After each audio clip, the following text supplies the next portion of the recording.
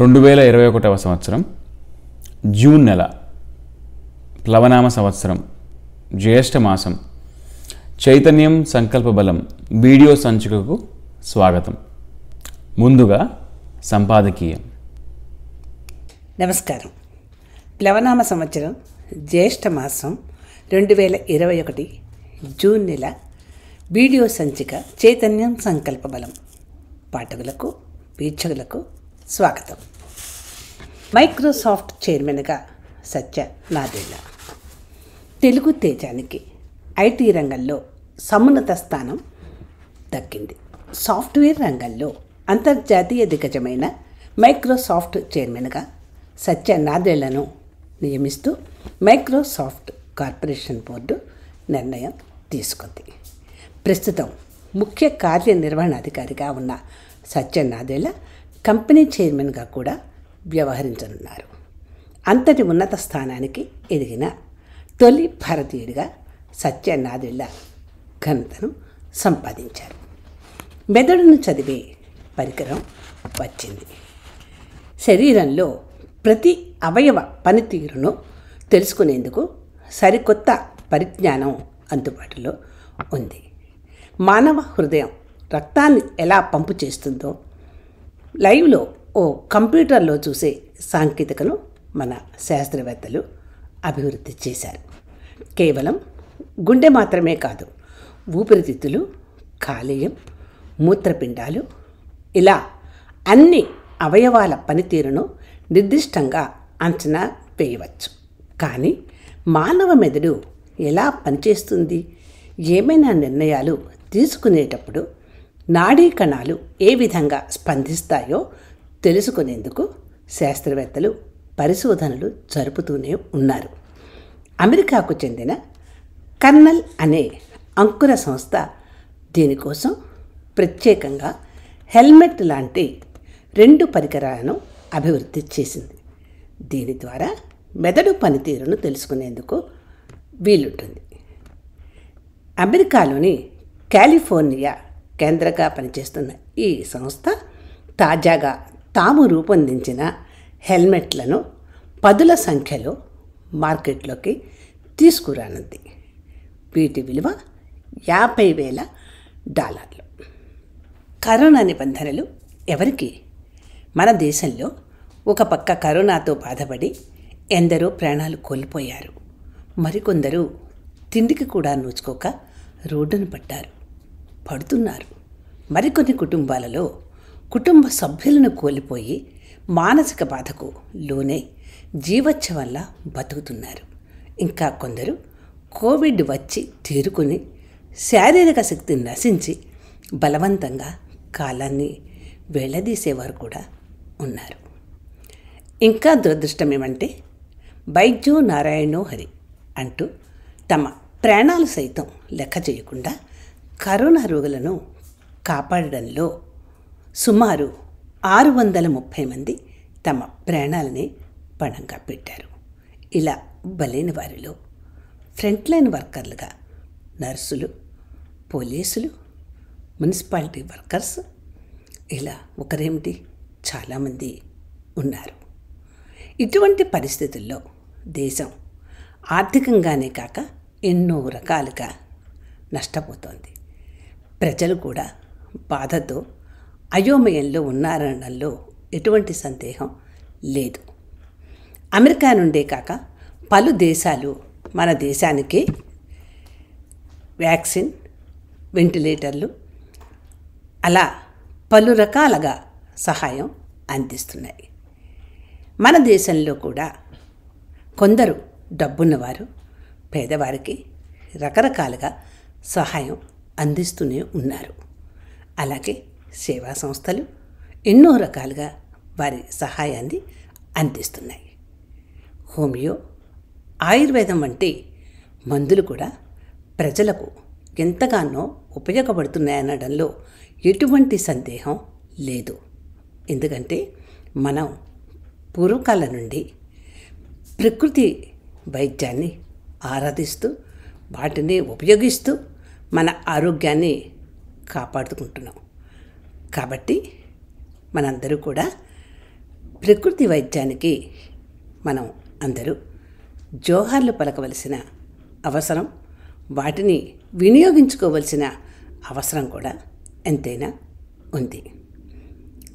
ఆ విధంగా ఎవరికి చేతనైన రీతిలో వారు వారి సహాయాన్ని అందిస్తూనే ఉన్నారు. అయితే ఇంకా మన ప్రభుత్వ పరిపాలనలో అసమానతలు చోటు చేసుకున్నాయని ప్రజలు వాపోతున్నారు. ప్రభుత్వ ఉద్యోగుల, రాజకీయ పరిపాలకుల జీతాలు పెంచుకోవటంలో కానీ, వారి సౌకర్యాల విషయంలో కానీ కరోనా నిబంధనలు వారికి పాటించవు. ఎంతో కష్టపడి పనిచేసే వారికి మాత్రమే కరోనా కష్టాలు చెబుతోంది ప్రభుత్వం అనేది కూడా ప్రభుత్వం ఆలోచించవలసిన అవసరం ఎంతైనా ఉంది అని ప్రజలు కొందరు వాపోతున్నారు. అలాగే ఈ వ్యాక్సిన్ విషయంలో కూడా ఎంతో కాస్ట్లీగా అమ్ముతుంటే మేమందరం కూడా ఆ డబ్బును పే చేయలేకపోతున్నాము అని ప్రజలు కొందరు వాపోతున్నారు. ఇదే అమెరికాలో అయితే అందరికీ సమానంగా ఎప్పుడు ఏది ఊరికే ఇవ్వని ప్రభుత్వం కూడా కరోనా కష్టకాలంలో అందరికీ వ్యాక్సిన్లు ఉచితంగానే ఇవ్వడం కాక వారి వారి అకౌంట్లలో కూడా డాలర్లను జమ చేసింది. ఎక్కడ ఎవరికి ఎంత అవసరమో, ఎక్కడ విదేశీయుల నుండి వీసాలకు, చదువులకు ఫీజులు తీసుకోవాలో ముక్కుపిండి వసూలు చేస్తుంది అమెరికా ప్రభుత్వం. అలాగే రీసెర్చ్ చేసి ఏదైనా కనిపెట్టిన వారికి $1 మిలియన్ డబ్బు ఇచ్చినా అక్కడ ఎవరు సొంతానికి వాడుకోకుండా మరలా ఇంకేదైనా రీసెర్చ్కి ఉపయోగపడుతుంది అని ఆ డబ్బును డొనేట్ చేసేస్తారు. అలాగే లా కూడా ఎంతో స్ట్రిక్ట్గా పాటిస్తుంది అక్కడ ప్రభుత్వం. మనం ఇటువంటివన్నీ కూడా విదేశాల నుండి నేర్చుకోవలసిన అవసరం ఎంతైనా ఉంది. ఇంత కరోనా కష్ట సమయంలో కూడా ఓ పక్క ప్రాణాలు కోల్పోతున్నా ఇంకా ఆసుపత్రుల దగ్గర నుండి మందులు, ఆసుపత్రులు అలా అన్ని చోట్ల డబ్బే పరమావధిగా ఎందుకు మోసాలు చేసి ప్రజల నుండి పీడించి మరి డబ్బు వసూలు చేస్తున్నారు? మరోపక్క ప్రకృతి సహజంగా వచ్చే మార్పులతో వర్షాకాలం మొదలై కరోనా 3rd వేవ్ గురించి హెచ్చరికలు వస్తుంటే ఇప్పటికైనా మనలో మార్పు రావాల్సిన అవసరం లేదా? విదేశాలు మనకి ఏమిచ్చాయని చేతులు చాచే కన్నా మనకి ఉన్న వాటితో మనం తెలివిగా ఎంతవరకు మనం కాపాడుకోగలుగుతున్నాం అనే విషయాన్ని మాత్రమే గ్రహించి పాటించవలసిన అవసరం లేదా? ఇకనైనా మనం మారదాం. ఇప్పటికే ప్రకృతిని పాడు చేసుకున్నాం. ఇప్పుడైనా మన ఆరోగ్యం, మన జీవనం ప్రకృతి మీద ఆధారపడి ఉన్నాయని గ్రహిద్దాం. అలాగే మన వ్యవసాయాన్ని, మన చెట్లను, మన నీటిని మనం కాపాడుకొని మనం హాయిగా మన సుఖజీవనాన్ని సాగిద్దాం. అమెరికా, బ్రిటన్ వంటి కొన్ని దేశాలు మన దేశ పౌరులకు రాకపోకలు నిషేధించింది ప్రస్తుతం. అలాగే మన దేశీయులు అమెరికాలో కొందరు చాలా కాలం నుండి వీసా ఇబ్బందులు పడుతున్నారు. గ్రీన్ కార్డ్, సిటిజన్షిప్ వగైరా వాటి కోసం చాలా టెన్షన్లు పడుతున్నారు. అటువంటి వారికందరికీ బైడెన్, కమలా హారిస్ ప్రభుత్వం వచ్చాక ఎంప్లాయ్మెంట్ బేస్డ్ వీసాల బ్యాక్లాగ్ క్లియర్ అయ్యే సూచనలు కనిపిస్తున్నాయి. ఇప్పటి వరకు ఇబ్బందులు పడిన భారతీయులంతా బైడెన్ పాలనలో ఆనందంగా ఉన్నారనడంలో సందేహం లేదు. దేశాన్ని ఉక్కిరిబిక్కిరి చేసిన కరోనా వైరస్ 2nd వేవ్ ఉధృతి తగ్గుముఖం పడుతోంది. ఈ మహమ్మారికి కళ్లెం వేయడమే లక్ష్యంగా దేశమంతా కొనసాగుతున్న వ్యాక్సిన్కు తోడు కేంద్ర రాష్ట్ర ప్రభుత్వాలు తీసుకుంటున్న పలు చర్యలు సత్ఫలితాలను ఇస్తున్నాయి. ప్రధాని మోదీ హఠాత్తుగా ఓ ఆన్లైన్ సమావేశంలో ప్రత్యక్షమై కొంతమంది సిబిఎస్ఈ విద్యార్థులను ప్రధాని మోదీ ఆశ్చర్యంలో ముంచెత్తారు. సిబిఎస్ఈ పరీక్షలు రద్దు చేస్తూ కేంద్ర ప్రభుత్వం తీసుకున్న నిర్ణయం నేపథ్యంలో కేంద్ర విద్యాశాఖ ఆధ్వర్యంలో విద్యార్థులు వారి తల్లిదండ్రులతో ఆన్లైన్లో ఓ సమావేశం నిర్వహించారు. ప్రభుత్వ తాజా నిర్ణయంపై అధికారులు వారి అభిప్రాయాలను తెలుసుకుంటున్నారు. ఈలోగా అనుకోకుండా ప్రధాని మోదీ ఆ సమావేశానికి హాజరై అందరినీ ఆశ్చర్యంలో ముంచెత్తారు. విద్యార్థుల్లో స్ఫూర్తి నింపేలా కొద్దిసేపు మాట్లాడారు. ప్రస్తుత విపత్కర పరిస్థితులలో పరీక్షలను రద్దు చేసినందుకు ప్రధానికి విద్యార్థులు కృతజ్ఞతలు తెలిపారు. చైనా సముద్రంలో చైనా అరాచకాలు మలేషియా దాకా వ్యాపించాయి. ఇప్పటి వరకు ఫిలిప్పీన్స్, ఇండోనేషియా వంటి ప్రాంతాలకే పరిమితమైంది. చైనా యుద్ధ విమానాలు ఇష్టారాజ్యంగా వ్యవహరిస్తూ ఉండడంతో మలేషియా కూడా ఫైటర్ జెట్ విమానాలను రంగంలోకి దింపి వాటిని తరమాల్సి వచ్చింది. ఈ ఘటనతో ఒక్కసారి దక్షిణ చైనా సముద్రంలో ఉద్రిక్త వాతావరణం నెలకొంది. దక్షిణ చైనా సముద్రంలో Philippines, Vietnam, Taiwan, Brunei, Malaysia వంటి దేశాలున్నాయి. అంతర్జాతీయ సముద్ర జలాల చట్టం ప్రకారం తీరం నుంచి 12 నాటికల్ మైళ్ళ వరకు మాత్రమే ఆయా దేశాల తీర ప్రాంతాల కిందకి వస్తాయి. చైనాకు తనది అని చెప్పుకునే సముద్రంలో అతి తక్కువ భాగమే దక్కుతుంది. కానీ డ్రాగన్ దక్షిణ చైనా సముద్రాన్నే మింగేయాలనుకుంటోంది. ఇక్కడ భారీగా చమురు నిక్షేపాలున్నట్లు తేలింది. దీంతో వీటిని సొంతం చేసుకోవడం కోసం ఇక్కడి చాలా దీవులు తనవే అని చెబుతోంది. వీటిలో స్టార్ దీవులు కీలకమైనవి. వీటిని దక్కించుకోవడానికి ఒక దీవిని కృత్రిమంగా తయారు చేసి అక్కడ తన యుద్ధ విమానాలను మోహరించింది. ప్రజలంతా ఇంటి పట్టునే ఉండి ప్రభుత్వం విధించిన నియమ నిబంధనలను పాటిస్తూ అందరూ ఆరోగ్యంగా ఆనందంగా ఉండాలని, కరోనాను తొందరగా తగ్గించుకొని ప్రజలంతా సుఖంగా ఉండాలని చైతన్య సంకల్ప బలం కోరుకుంటుంది. నమస్కారం. నమస్కారం. నా పేరు చైతన్య. నా పేరు దివ్య.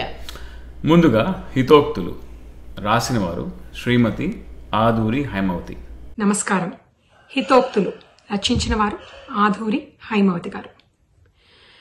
యోగరతో వా భోగరతో వా సంగరతో వా సంగవిహీనః యస్య బ్రహ్మణి రమతే చిత్తం నందతి నందతి నందత్యేవా. యోగి అయినా మరి భోగి అయినా సంసారి అయినా సన్యాసి అయినను స్వాంతము సత్యముననుభవించితే ఆనందమే ఆనందము నందము. భజగోవిందంలో శంకరుల వారి శిష్యులు నిత్యానందుడు చెప్పిన శ్లోకం ఇది. బంధసహితుడైన వాడు యోగి కానేడు. చిత్తంలో భగవంతుని తలంచుకుంటూ కర్తవ్య కర్మలను నిర్వహించాలి. పరమాత్మ అనే పురుషునికి ప్రవృత్తి, నివృత్తి అనే ఇరువురు భార్యలు. ప్రవృత్తి నైజం త్యాగం, నివృత్తి లోక కళ్యాణం కోసం కర్తవ్య కర్మలను నిర్వర్తిస్తూ ఉంటుంది. సంఘంలో ఉండి కూడా త్యాగరాజు, జయదేవుడు, పోతన, వేమన, రామకృష్ణ పరమహంస, కబీరు, రామదాసు, మున్నగు వంటి వారు నామస్మరణతో ఆత్మతత్వంలో లీనమై ఉండేవారు. సంఘముకు దూరంగా ఏ హిమాలయాల్లోనో అడవుల్లోనో ఉంటూ తపస్సు చేసుకునే వారి వల్ల సంఘానికి ఏమి ప్రయోజనం అని అడగవచ్చు. మరికొందరు భక్తులు వలె నటిస్తూ తమనే కాక సమాజంలోని వారిని మోసం చేస్తూ ఉంటారు. జపధ్యానాలు రత్న సమానాలు. వాటిని కొనగల వారికి అమ్మేవారు చూపుతారు. స్థిర చిత్తులగట్టుకు 3 సాధనములు ఉన్నాయి. మొదటిది మీన సాధన. మీనమనగా చేప. తాను నీటిలో మాత్రమే జీవించగలదు, నేలపై బ్రతకలేదు. అలాగే ఏకాంతంలో మాత్రమే కొందరు సాధన చేయగలరు. దీనినే మీన సాధన అంటారు. ఇక రెండవది మృగ సాధన. మృగము అనగా పశువు. కేవలం భూమిపైన మాత్రమే జీవించగలదు, నీటిలో జీవించలేదు. కొందరు అలాగే 10 మందిలో సాధన చేయగలరు. ఏకాంతంలో సంసార బాధ్యతలు సాధన చెయ్యనివ్వవు. ఇహ మూడవది కూర్మ సాధన. కూర్మం అంటే తాబేలు. నీటిలోనూ బయట కూడా జీవించగలదు. దానివల్ల కొందరు ఏకాంతంలోనూ 10 మంది మధ్య గుంపులోనూ కూడా సాధన చేయగలరు. వారికి అటువంటి ఏకాగ్ర చిత్తము కలిగి ఉంటుంది. సమచిత్తం పవిత్రమైన ఏకాగ్రతకు దారితీస్తుంది. అలాంటి ఏకాగ్ర చిత్తంలో పవిత్ర విశ్వాసంతో సాధన చేద్దాం. మనం సంఘంలో జీవిస్తూ దైవ విశ్వాసాన్ని వదలరాదు. ఇంద్రియ నిగ్రహంతో సత్సంగంలో ఏకాగ్రతతో విన్న విషయాలను హృదయంలో భద్రపరుచుకుని వాటిని మననం చేసుకుంటూ చలించిన చిత్తంతో భగవద్ అనుగ్రహానికి పాత్రులయ్యేలా ప్రవర్తించాలి. విన్న వాటిని ఆచరించినప్పుడే సార్థకత. మన బుర్ర రజకుని గృహం వంటిది. పూర్వకాలంలో రజకులు ఊరి వారందరి బట్టలు తెచ్చి నది లేక చెరువు వద్ద ఉతికి ఆరేసి మూట కట్టి తెచ్చి జాగ్రత్తగా ఎవరి బట్టలు వారికి ఇచ్చివేసిన తరువాత వారికి ఆ మూట కట్టిన గుడ్డ ఒక్కటి మాత్రమే మిగిలేది. వంట చేసేటప్పుడు పప్పు, కూర, చారు, పాయసంలోనూ గరిటె పెట్టి త్రిప్పుతూ ఉంటాం. కాని ఆ గరిటెకు రుచి ఏమాత్రం తెలియదు. ఎడ్డ మనుష్యుడేమెరుంగ ఎన్ని దినంబుల కూడియుండినన్ దొడ్డ గుణార్జునందుగల తోరపు వర్తనలెల్లా ప్రజ్ఞ వేర్పడ్డ వివేకరీతి రుచిపాకము నాలుకగా కేంగెరుంగనే తెడ్డది కూరలో గలయు ద్రిమ్మరు చుండిననైన భాస్కర అన్నాడు భాస్కర శాతకకారుడు. మనం అలా కాకూడదు. సత్సంగములో విన్నవి ఆ విషయాలను స్మరిస్తూ సాధనలో ఉంచాలి.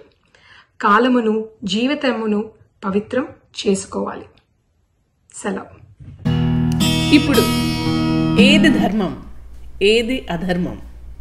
రచన చదివినవారు శ్రీ ప్రయాగ రామకృష్ణ. అందరికీ నమస్కారం. ఏది ధర్మం, ఏది అధర్మం? ధర్మం బహుశాఖలు కలిగి ఉంటుంది. అందరూ అవన్నీ ఆచరించలేరు.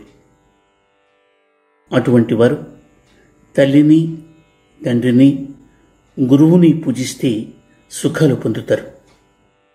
తల్లి, తండ్రి, గురువు దైవ సమానులు. వాళ్లను సేవిస్తూ వాళ్ళేం చెప్తే అది చెయ్యడం కంటే మించిన ధర్మం మరొకటి లేదు. 3 వేదాలు, 3 అగ్నులు, 3 లోకాలు, 3 మూర్తులు, వీళ్ళందరికంటే ఎక్కువ గౌరవనీయురాలు తల్లి. గురువునాం మాతా గరీయసి, పూజింపదగిన వస్తువులన్నింటిలోకి శ్రేష్టమైంది తల్లి. మాతృ పితృ గురుభక్తుడు ఇహపర లోకాలు రెంటిలోనూ సుఖపడతాడు. లోకంలో సత్యం, అసత్యం రెండూ ఉంటాయి. సత్యం పలకడం కంటే మించిన ధర్మం మరొకటి లేదు. అసత్యం పలకడం కంటే మించిన పాపం కూడా లేదు.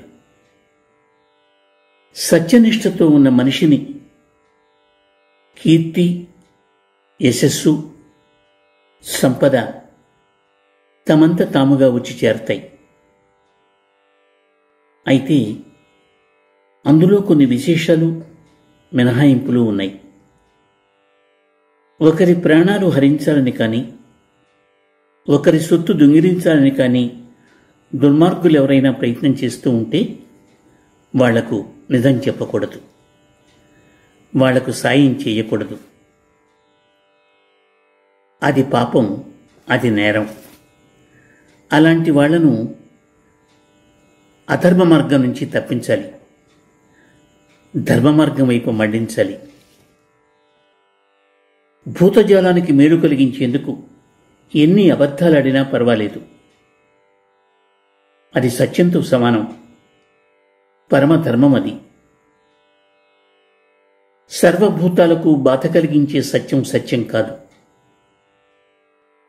అబద్ధంతో సమానం. అది మహాపాపం. అయితే ఎవరి కోసం అబద్ధం ఆడుతున్నామో వాళ్ళు మంచివాళ్లా కాదా అన్నది వివేకంతో తెలుసుకుని చెయ్యాలి.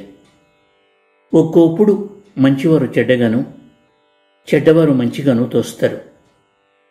వాళ్ల మంచి చెడ్డలు సరిగ్గా నిర్ణయించుకున్నాకే వాళ్ల పక్షాన మనం నిలబడాలి.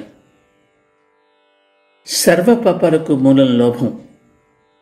కామం, క్రోధం, మోహం, మాత్సర్యం, పరధనాన్ని, పరదారను వాంఛించటం, దైన్యం, సిగ్గు, అబద్ధం ఇవన్నీ లోభం వల్లే కలుగుతాయి. ధర్మ మార్గం నుండి తప్పించి మనుష్యుల చేత ఎంత నీచమైన పనులైనా చేయిస్తుంది లోభం. కనుక ఎవరూ లోభాన్ని మనసులోకి రానివ్వకూడదు. అజ్ఞానానికి లోభానికి పెద్ద తేడా లేదు. దొందు దొందే. రోషం, శోకం, మమకారం, ద్వేషం, దురభిమానం, గర్వం, సోమరితనం ఇవన్నీ కలిసి వివేకాన్ని అడ్డుకుంటాయి. అదే అజ్ఞానం అంటే. అసలు లోభం వల్లే అజ్ఞానం పుడుతుంది. కనుక ప్రతి ఒక్కరూ లోభాన్ని విడిచిపెట్టాలి.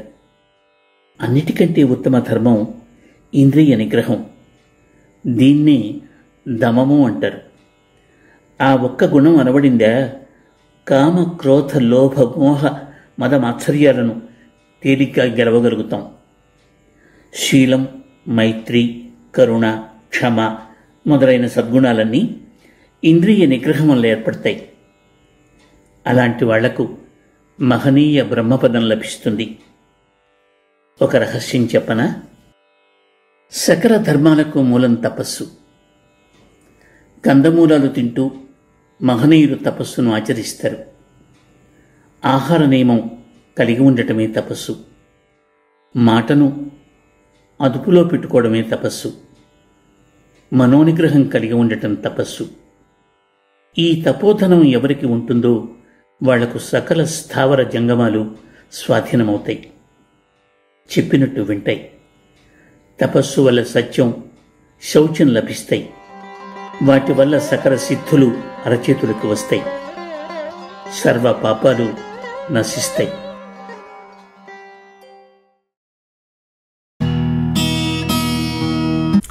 ఇప్పుడు పూరి జగన్నాథ స్వామి వైభవం. రచన శ్రీ పోచనబెద్ది వెంకట మురళీకృష్ణ. చదివిన వారు శ్రీమతి మాధురి, కాన్సస్, USA. నమస్కారం. నా పేరు మాధురి కొరిమిల్లి. నేను ఇవాళ 28వ అధ్యాయం చదువుతాను. జైమిని ఋషి సంవాదం. బ్రహ్మ నృసింహుని స్తుతించుట. బ్రహ్మాది దేవతలు నీలాచల పర్వతం నుండి బయలుదేరారు. మంత్రమహిమ వలన నృసింహుడు ఉగ్రరూపంలో ప్రత్యక్షమయ్యాడు. స్వామి రూపాన్ని చూసి ప్రద్యుమ్నాదులు నిశ్చేష్టులయ్యారు. తండ్రి, ఇప్పుడు స్వామి ఉగ్రరూపంలో ఎందుకు ప్రత్యక్షమయ్యారు? ఈ రూపాన్ని భయం కలిగిస్తోంది. నీవు మాత్రం స్వామి లీలను అర్థం చేసుకోగలవు అని నారదుడు ప్రశ్నించాడు. నారద, దారుమయమైన ఈ శిల్పాలను కొందరు సరిగ్గా అర్చించక స్వామి మహిమ తెలుసుకోవడానికి మంత్రరాజమైన ఉగ్ర నరసింహ మంత్రాన్ని అభిమంత్రించారు. అందువలన స్వామి హిరణ్యాక్షుని సంహరించిన రూపంలో ప్రత్యక్షమయ్యారు. స్వామి రూపాలలో ఇది శ్రేష్టమైనది. ఈ రూపంలో స్వామిని అర్పిస్తే తిరిగి రాని లోకాలకు చేర్చుకుంటారు అని బ్రహ్మ పలికి స్వామిని ఈ విధంగా స్తుతించారు. బ్రహ్మ నరసింహస్వామిని స్తుతించుట. నమోస్తుతే దేవవరైక సింహ, నమోస్తుతే పాపజ్ఞకజైక సింహ, నమోస్తుతే దుఃఖారవపార సింహ, నమోస్తుతే కేశ విముక్తి సింహ, నమోస్తుతే దైత్య విదార సింహ, నమోస్తుతే దేవేశ దేవసింహ, నమోస్తుతే వేదాంతవనైక సింహ, నమోస్తుతే యోగి గుహైక సింహ, నమోస్తుతే సింహ వృషైక సింహ, నమోస్తుతే నీలాచల శృంగసింహ.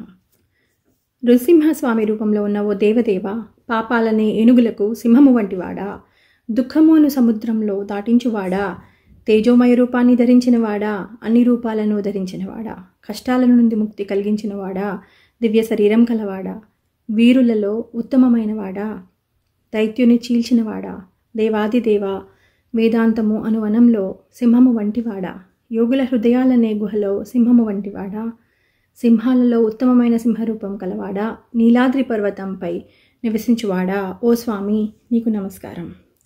ఈ విధంగా బ్రహ్మస్వామిని స్తుతించాడు. సింహయంత్రాన్ని వ్రాసి దానిపై వైష్ణవ మంత్రాన్ని ఆవాహన చేశారు. 4 వేదాల సారం ఆ మంత్రంలో ఉంది. ఆ మంత్ర ప్రభావంతో స్వయంభవ మనువు సృష్టిని చేశాడు. 4 పురుషార్థాలను పొందవచ్చు. యజ్ఞఫలాన్ని ఇస్తుంది, సమస్త తీర్థఫలాన్ని, దానఫలాన్ని, వ్రతఫలాన్ని ఇస్తుంది. సమస్త పాపాలు నశిస్తాయి, భవరోగాల నుండి ముక్తి పొందవచ్చు, గృహ బాధలు పోతాయి.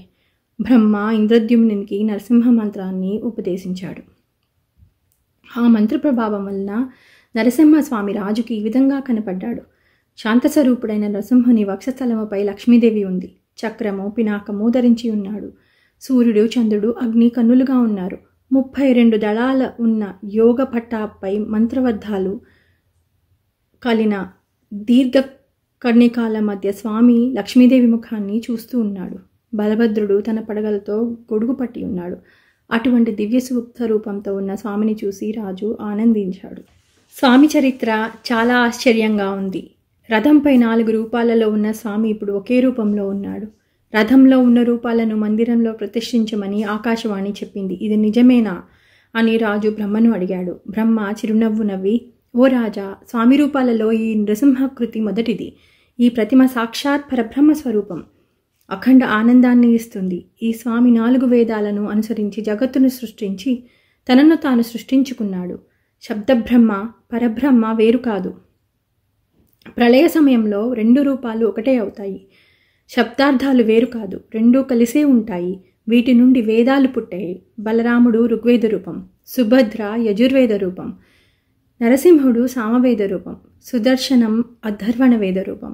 ఈ 4 వేదాలు ఒక్కటే. అలాగే స్వామి 4 రూపాలలో ఉన్న అసలు స్వరూపం ఒకటే. స్వామిని ఎవరు ఏ విధంగా భావిస్తే స్వామి ఆ విధంగా కనపడతారు. బంగారం ఒకటే, అనేక ఆభరణాలుగా మారినట్టు స్వామి అనేక రూపాలలో కనపడతారు. ఎంత భక్తితో ఆరాధిస్తే అంత ఫలితాన్ని ఇస్తాడు. విశుద్ధమైన అంతరాత్మతో స్వామిని ఆరాధించు. నీకు ఉపదేశించిన మంత్రంతో స్వామిని ఆరాధిస్తే ధర్మాది చతుర్వర్ధాలు సాధించవచ్చు. స్వామి ప్రీతి పొందుతాడు, వైకుంఠ నివాసం లభిస్తుంది. యజ్ఞ యాగాదులు చేయవలసిన పని లేదు. ఈ స్వామిని ఉపాసిస్తే చాలు, ముక్తి లభిస్తుంది. స్కందపురాణంలోని వైష్ణవ ఖండంలో పురుషోత్తమ క్షేత్ర మహత్యంలోని జైమిని ఋషి సంవాదం అను 28వ అధ్యాయం సమాప్తం. నమస్కారం. ఇప్పుడు సప్త మోక్ష నగరాలు. రచన చదువుతున్నవారు శ్రీ కొత్త రామానందం. స్వామివారి దర్శనం చేసుకున్న తర్వాత, విశ్వనాథ స్వామి వారి దర్శనం చేసుకున్న తర్వాత ఆ ఆలయానికే అతి దగ్గరలోనూ ఎదురుగుండా ఉన్నటువంటి అన్నపూర్ణ అమ్మవారిని కూడా దర్శనం చేసుకోవడం భక్తులు ఒక సాంప్రదాయంగా చేస్తారు. అన్నపూర్ణ అమ్మవారు అక్కడ పాయస పాత్రన ఒక చేతిలో ఉంచుకుంటే గెరిటిని ఇంకో చేతిలో పెట్టుకుని మంచి దయా దృష్టితో భక్తులంతా చూస్తూ ఉంటుంది. అక్కడికి వచ్చి చేరేటువంటి ఆడ భక్తులంతా కూడా పసుపు కుంకుమలు ఇచ్చి, వడి బియ్యాన్ని ఇచ్చి అమ్మ యొక్క కృపణ కోసం తమ మాంగళ్యం బాగుండాలని కోరికతో పూజలు చేసుకుని, కుంకుమ పూజలు కూడా ఆమె స్వామికి ఎదురుగుండా ఉన్న మండపంలో చేసుకుంటూ ఉంటారు, అమ్మవారి ఎదురుగుండా. ఇక ఆలయ విశేషం వరకు వస్తే ఆలయానికి చాలా ఉపాలయాలు ఉన్నాయి. రోజు నిత్యం అన్నదానం జరుగుతూ ఉంటుంది. ఎంతమంది వచ్చినా షడ్రసోపేతమైన భోజనం, అన్నపూర్ణమ్మ పేరు ఉన్నట్టు తగ్గట్టుగా ఆ అధికారులు చక్కటి భోజనాలు మొదటి అంతస్తులో, ఆలయంలో ఉన్నటువంటి మొదటి అంతస్తులో ఏర్పాటు చేస్తూ ఉంటారు.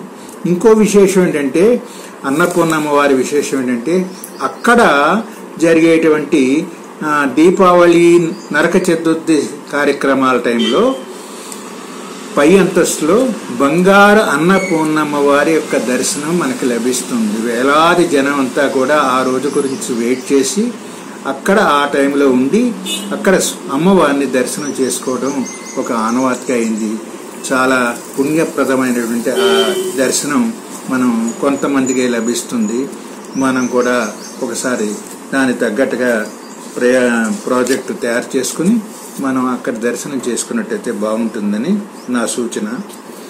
అక్కడికి 1 కిలోమీటరు దూరంలో విశాలాక్షి అమ్మవారు, అష్టాదశ పీఠాల్లో 15వ పీఠమైనటువంటి విశాలాక్షి అమ్మవారు విశాలమైన నేత్రం కలిగిన వారు ఉంది కాబట్టి విశాలాక్షి అన్నారు.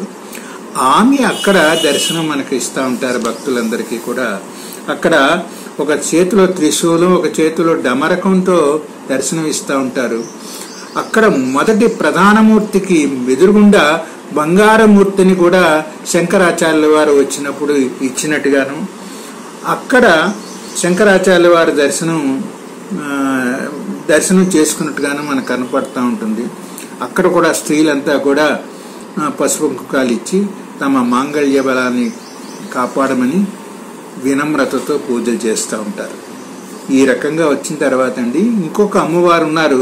కానీ ఆ అమ్మవారు చాలా ఉగ్రరూపంలో ఉంటుంటారు. అమ్మవారు ఉదయం 6 మొదలు 8 గంటల వరకే దర్శనం ఇస్తారు. వారు వారాహి మాత. ఆ అమ్మ చాలా భీకర రూపంగా ఉంటుంది. ఆమె రాత్రిల పూట ఆ కాశీనగరాన్ని అంతా కూడా పరిరక్షిస్తూ రక్షణ బాధ్యతలు తీసుకున్నటువంటి ఆమె దేవత. ఆమె ఉదయం 5 వచ్చి తన స్వస్థానమైన వారాహి ఆలయంలో ఉండిపోతుంది.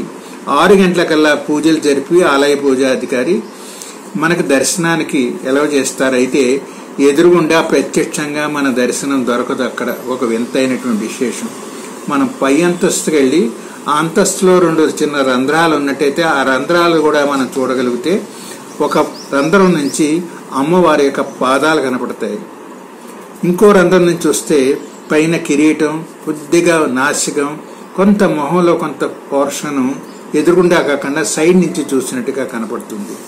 అందుకని ఉగ్ర రూపం మనం చూడలేం కాబట్టి ఈ రకమైన ఏర్పాట్లు చేసినట్టుగాను 6 మొదలు 8 వరకే మాత్రం ఉంటుంది కాబట్టి ఆ టైంలోనే మనం వెళ్ళాలి. ఇది విశ్వనాథ స్వామి వారికి చాలా అతి చేరువలో 1 కిలోమీటర్ లోపులోనే ఈ ఆలయం ఉన్నది. ఇంకొక ఆలయం ఒక 3 కిలోమీటర్ల దూరంలో నడుచుకుని వెళ్ళే వాళ్ళొచ్చు. చిన్న సందులు గొంతులు కింద వెళ్ళాలి. కేదారేశ్వర స్వామి వారి ఆలయం. అది చాలా పురాతనమైన ఆలయం. దక్షిణ సాంప్రదాయపరం అక్కడ గోపురాలు అన్నీ ఉన్నాయి. అక్కడ ఏంటంటే అక్కడ కేదారేశ్వర స్వామి పెద్ద చప్టాలాగా పెద్ద సాఫీగా ఉన్నటువంటి ఒక శివలింగం మాదిరిగా ఉంటారు ఆయన. ఆ దర్శనానికి అందరూ వెళ్ళొచ్చు, అందరూ ముట్టుకోవచ్చు. ఎవరికి వారి శక్తి రూపంగా అభిషేకం కూడా చేసుకుని తీర్థ ప్రసాదాలు తీసుకుని బయటకు రావచ్చు. అక్కడ ఇంకో విశేషం ఏంటంటే ఆలయం రెండో వైపు గంగా నది ప్రవహిస్తూ ఉంది. ఆ గంగా నదిలో మనం దర్శనం చేసుకుని స్నానం చేసుకోవచ్చు. ఆ పక్కనే ఉన్నటువంటి హరిశ్చంద్ర ఘాట్ కూడా మనకు దర్శనం అవుతుంది. అక్కడ ఎలక్ట్రికల్ కెమోటేరియం కూడా ఉన్నది. అక్కడ కూడా జనం తచ్చాడుతూ ఉంటారు ఈ శవ దహనాన్ని చేయడానికి. ఈ రకంగా అనేకమైనటువంటి కార్యక్రమాలని మనం తిలకించవచ్చు.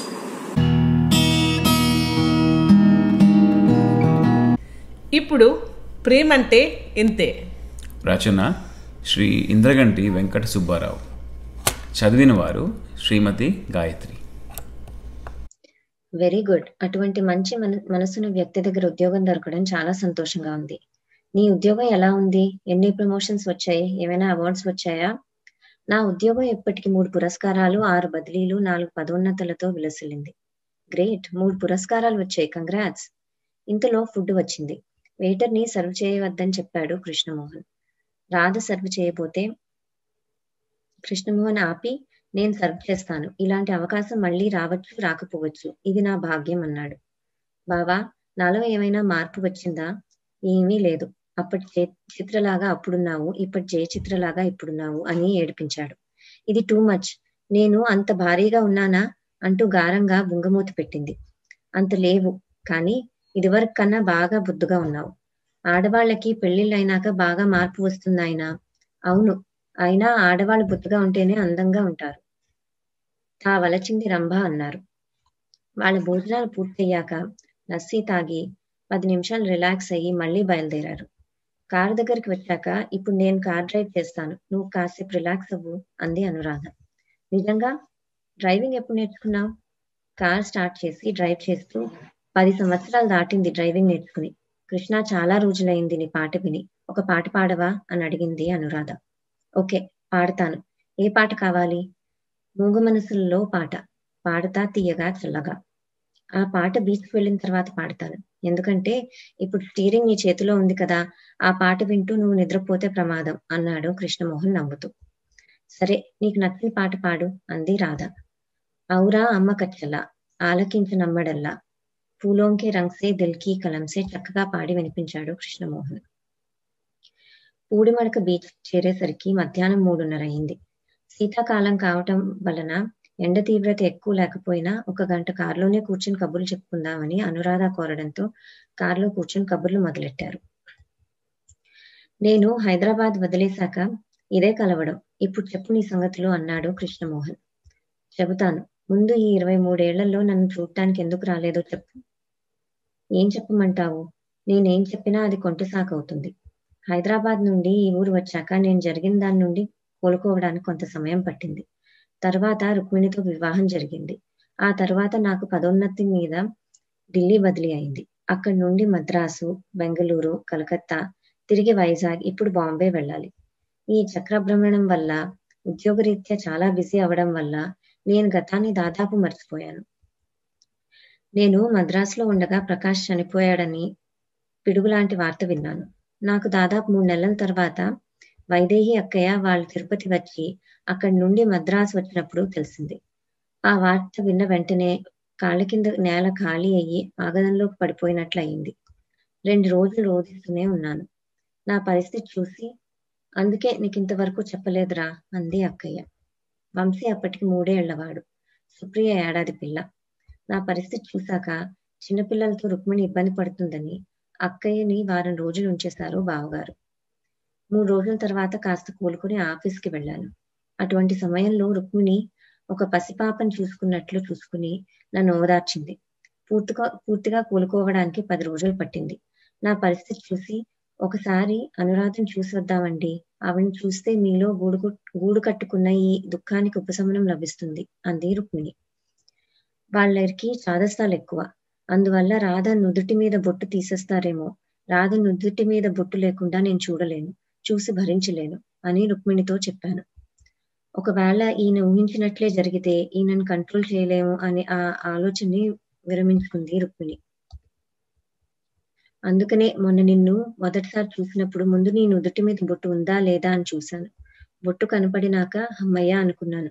నీ కష్టం వచ్చినప్పుడు నేను మౌనంగా ఉండిపోయి తప్పు చేశాననే చింత, నీ కనీసం ఒక ఓదార్పు మాట కూడా చెప్పలేదనే వేదన, ఈ 16 సంవత్సరాలుగా నాలో నేను పడుతున్న ఈ సంఘర్షణల ఫలితమే మొన్న నిన్ను చూడగానే ఒక్కసారి దుఃఖం పెళ్ళుపికి ఆ రోజు నేను స్థిమితంగా ఉండలేకపోయాను అంటూ కన్నీరు కారుస్తూ తన మనసులో ఆవేదనను చెప్పాడు కృష్ణమోహన్.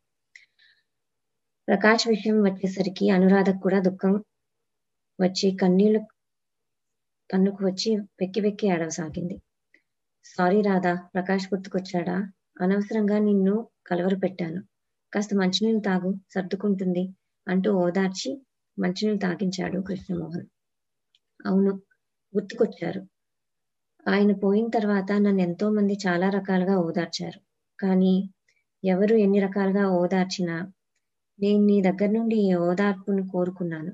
ఇకపోతే ఈ బొట్టు విషయానికి వస్తే, నీకు గుర్తుందా, ఒకసారి హైదరాబాద్లో నువ్వు మా ఇంటికి వచ్చినప్పుడు మా వెనక వీధిలో మా దూరపు బంధువు ఒక నడి వయస్కురాలి భర్త చనిపోతే ఆ రోజు వాళ్ళ ఇంట్లో ఆ రకమైన కార్యక్రమం వాళ్ళు నిర్వర్తించబోతూ ఉంటే నువ్వు వెళ్ళి వాళ్ళ పెద్దవాళ్లతో మాట్లాడి ఆ కార్యక్రమాన్ని ఆపించావు.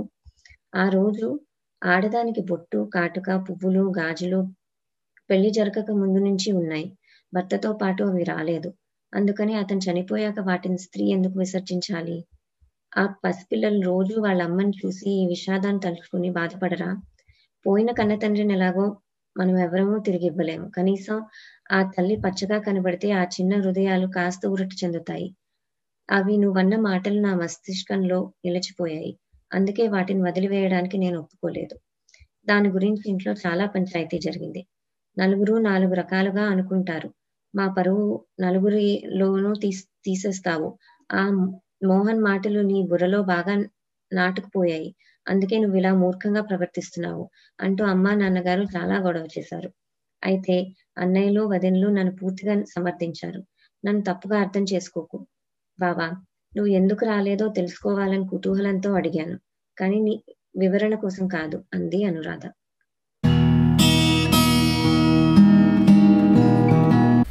ఇప్పుడు గ్రీసు దేశపు పురాణ గాథలు 9వ భాగం. రచన చదివినవారు శ్రీ వేమూరి వెంకటేశ్వరరావు. అందరికీ నమస్కారం. నా పేరు వేమూరి వెంకటేశ్వరరావు. ఇది గ్రీసు దేశపు పురాణ కథలలో 9వ అధ్యాయం. గత సంచికలో ట్రాయ్ యుద్ధం నిజమా కల్పన అన్న విషయం ప్రస్తావించాను.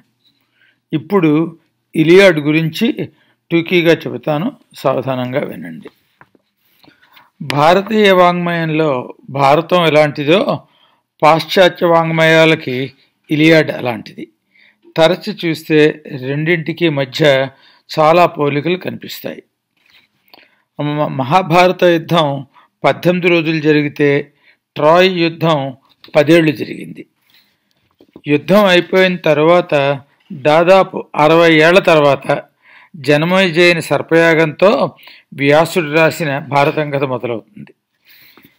గ్రీసు సేనలకి ట్రాయ్ సేనలకి మధ్య యుద్ధం 9వ సంవత్సరంలో ఉండగా హోమర్ రాసిన ఇలియాడ్లో కథ మొదలవుతుంది. అర్జున విషాదయోగంతో భారత యుద్ధం మొదలైనట్లు గ్రీకు యోధులలో అగ్రేసరుడైన అఖిల్లిస్ కోపోద్రేకాలకి కారణం ఏమిటో చెప్పడంతో ఇలియాడ్ కథ గ్రంథరచన ప్రారంభమవుతుంది. అర్జునుని తల్లి కుంతి ఒక కులీన రాజవంశానికి చెందిన మానవ స్త్రీ. దేవేంద్రుడు తండ్రి. అఖిల్లీస్ తండ్రి పెలియాస్ ఒక కులీన రాజవంశీయుడైన మానవుడు. తల్లి థేటిస్ దేవకణాలకు చెందిన ఒక జలకన్య. ఇవి ఈ పోలికలు. ఇప్పుడు ఇలియాడ్ కథలోకి వద్దాం. ఇలియాడ్లో వచ్చే పాత్రల్లో అత్యధికులు గ్రీకు దక్షిణ పరగణాల నుంచి వచ్చిన వారైతే ఒక అఖిల్లీస్ మాత్రం ఉత్తరాదివాడు, అనగా ఒక విధంగా పరాయివాడు. యవ్వనం పరాక్రమం అతని భూషణాలు అయితే కూటనీతి మంత్రాంగం తెలియని ఉడుకు రక్తం అతని శత్రువులు. మరొక గ్రీకు మహారథుడైన అగమెమ్నాన్తో వచ్చిన మనస్పర్ధల కారణంగా యుద్ధం చెయ్యనని ప్రతినపూని అఖిల్లాస్ తన గుడారంలో కూర్చుంటాడు. దరిదాపు కథాంతం వరకు అఖిల్లాస్ అలకలోనే ఉంటాడు. చిట్ట చివరికి తన ఆప్తమిత్రుడు పాట్రోక్లస్ యుద్ధంలో మరణించేసరికి కోపోద్రేకాలు పెళ్ళుబొక్కగా దుమారంలో యుద్ధంలోకి దూకి పాక్ట్రోలస్ మరణానికి కారణభూతులైన హెక్టర్ని హతమార్చి అతని మృతదేహాన్ని చిన్నాభిన్నం చేస్తాడు అఖిల్లీస్.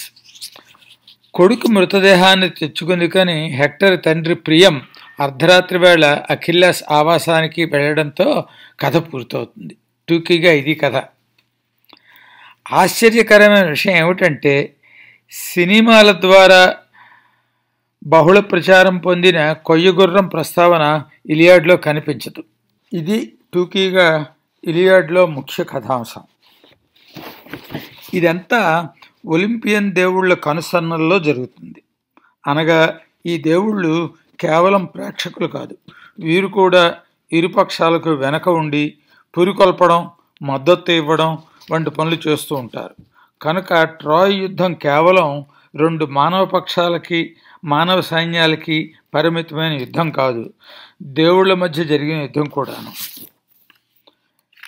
ఉదాహరణకి దేవతల అధినేత అయిన జూస్ పట్టమహిషి హెరా, ఈమె బుద్ధులకి యుద్ధాలకి అధినేత్రి అయిన ఎథీనా, సముద్రాలకు అధిపతి అయిన పొసైడన్, ఈ ముగ్గురు గ్రీకు దేశస్థుల పక్షం అయితే అపాలో ట్రాయ్ పక్షం కాశాడు.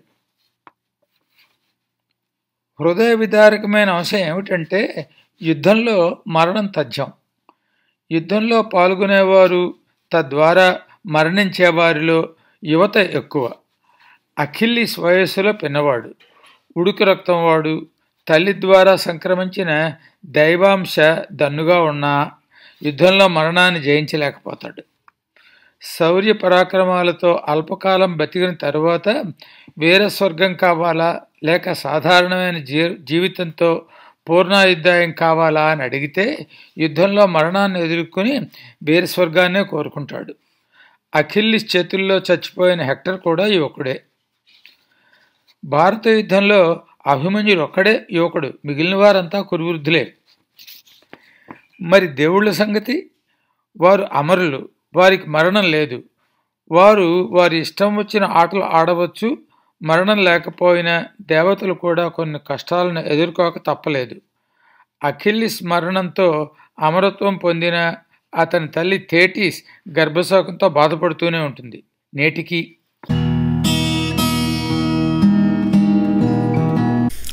ఇప్పుడు నవవిధ భక్తులు.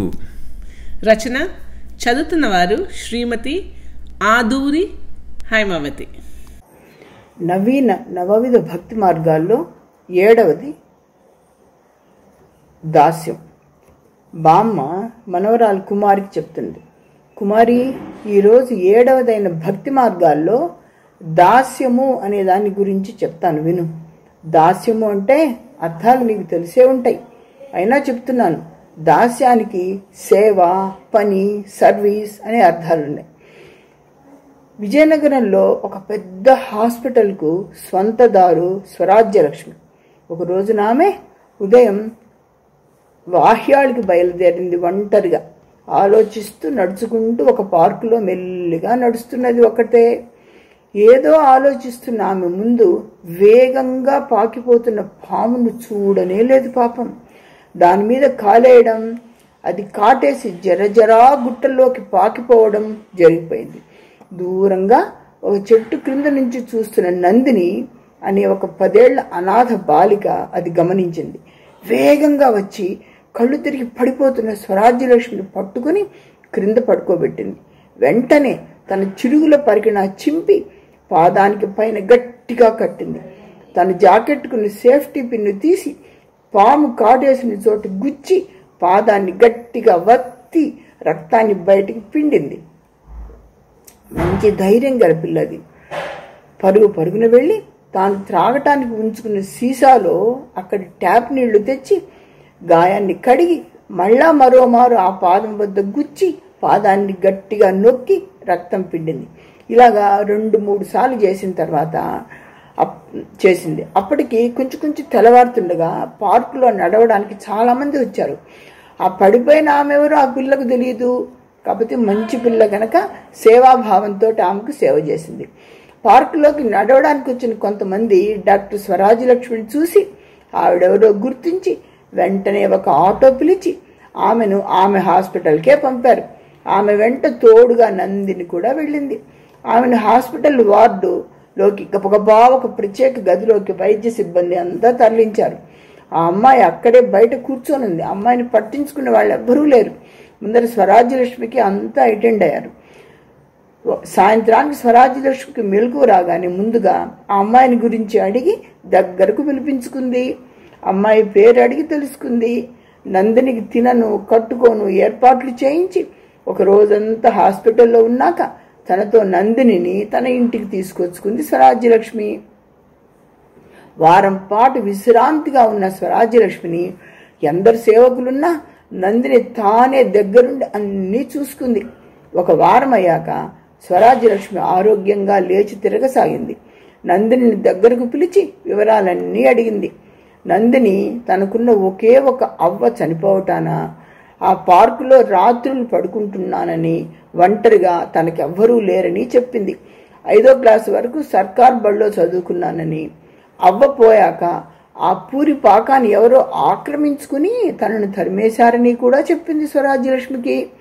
స్వరాజ్యలక్ష్మి అడిగిన దానికి తనకు 5వ తరగతిలో సైన్స్లో పాఠంలో ప్రథమ చికిత్స ఎలా చేయాలో, పాము తేలు కరిస్తే ఏం చెయ్యాలో పంతులు గారు చెప్పింది గుర్తుంచుకున్నానని, అందువల్ల మీకు నేను సేవ చేశానని కూడా చెప్పింది.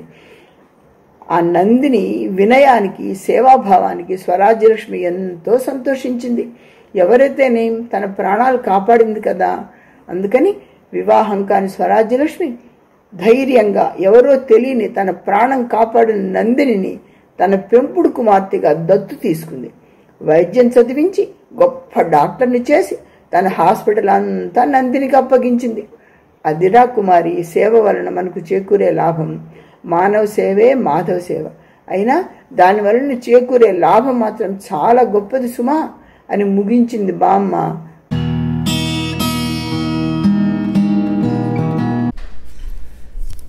ఇప్పుడు అమృతం కన్నా అమ్మ పాలు మిన్న.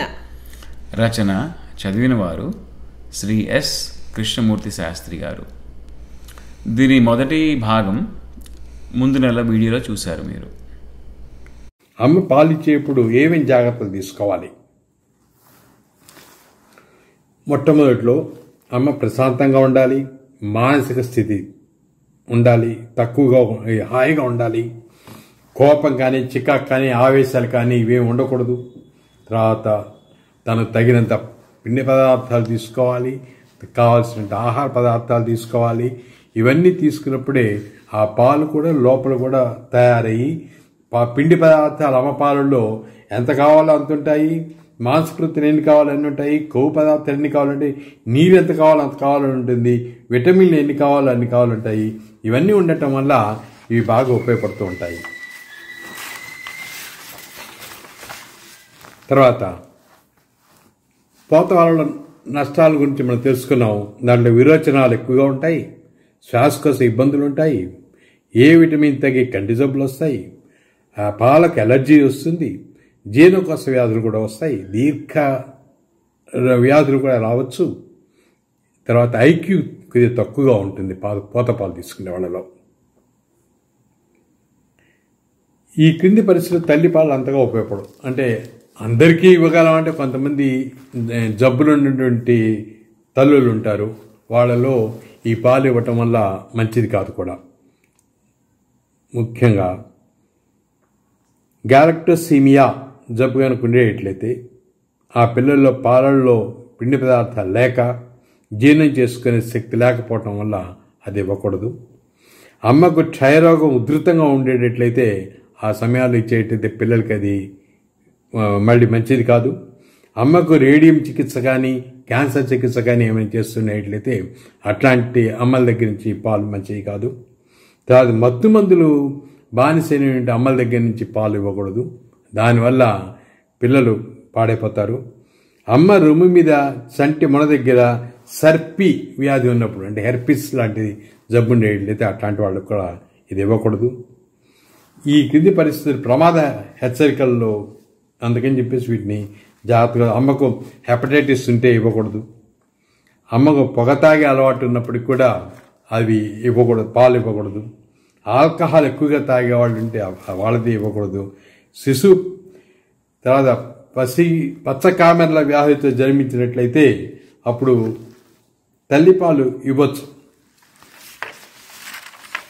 వీటన్నిటికీ మనకు హోమియో వైద్యంలో అమ్మ పాలకు తక్కువగా ఉత్పత్తి అవుతూ ఉన్న కొన్ని మందులు ఉన్నాయి. ఆ మందులు ఇవ్వటం వల్ల ఈ హోమియో వైద్యంలో వాళ్ళకి తల్లిపాలు కొద్దిగా అభివృద్ధి చెంది తర్వాత పాలు బాగా పడి పిల్లలకి ఆరోగ్యాన్ని కూడా చేకూరుస్తాయి. వాటిలో యాగ్నస్ క్యాస్టస్ అనే మెడిసిన్ ఒకటి, తర్వాత కాల్కేరియా అని ఒకటి, కాల్కేరియా కార్బు, తర్వాత పల్సటిల్లా, లాక్కనైనం, సెపియా, ఆర్నికా, రెసినస్ కమ్యూనస్, ఆల్ఫా మొదలగు మందులు చాలా బాగా పనిచేస్తుంటాయి. రొమ్ము వ్యాధుల వల్ల ఒక్కోసారి ఇబ్బంది కూడా వస్తుంటుంది. తర్వాత అట్లాంటప్పుడు అగారికస్ అనే మందు బాగా పనిచేస్తుంది. చంటి మొనలు దురదగా ఉండేటట్లయితే ఈ మందు అగారికస్ చేయడం బాగా పనిచేస్తుంది. ఆర్నిక ప్రసవానంతరం స్తనాలు నొప్పిగా ఉండటం వల్ల ఆ ట్రామా పెయిన్ కొద్దిగా ఉంటుంది, దాంతో ఉండే దానికి ఆర్నిక బాగా పనిచేస్తుంది. బొరాక్స్ స్తన మొనలు కొద్దిగా కురుపులుగా ఉండేటట్లయితే పనిచేస్తుంది. కాల్కేరియా కార్బు రొమ్ము గట్టిపడుతూ ఉంటుంది, ఒక్కోసారి చీవు కూడా కారుతూ ఉంటుంది, అట్లాంటి సమయంలో బాగా పనిచేస్తుంది. గ్రఫైటిస్ నొప్పులుగా ఉండటము తర్వాత వీటి వల్ల వస్తుంది. అలాగే ఫైటోలక్క, సైలీషియా, బెలడోనా, నేట్రసల్ఫ్ మొదలగు మందులన్నీ ఏ కండిషన్స్ని బట్టి వేసి ఒక్కో మందు ఇవ్వాల్సి వస్తుంది. ఈ మందులన్నీ ఆ పరిస్థితులను బట్టి ఆయా పరిస్థితుల్లో మందులు ఇవ్వాల్సి వస్తుంది. ఇది మనం అమ్మ పాలు గురించి తెలుసుకుందాం. సంతోషం. నమస్కారం. హరి ఓం.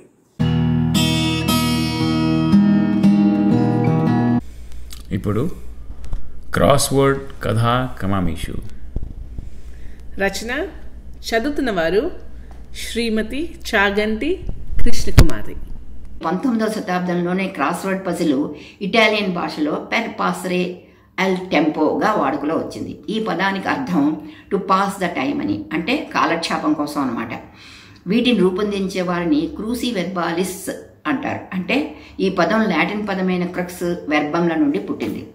ఇంగ్లీష్లో క్రక్స్ అంటే క్రాస్ అని, వెర్బం అంటే వర్డ్ అని అర్థం. అందుక ఈ రెండు కలిసి క్రాస్ వర్డ్ అయింది. నిజానికి అథావిన్ పజిల్ని పాఠకుల కాలక్షేపం కోసం మాత్రమే రూపొందించలేదు.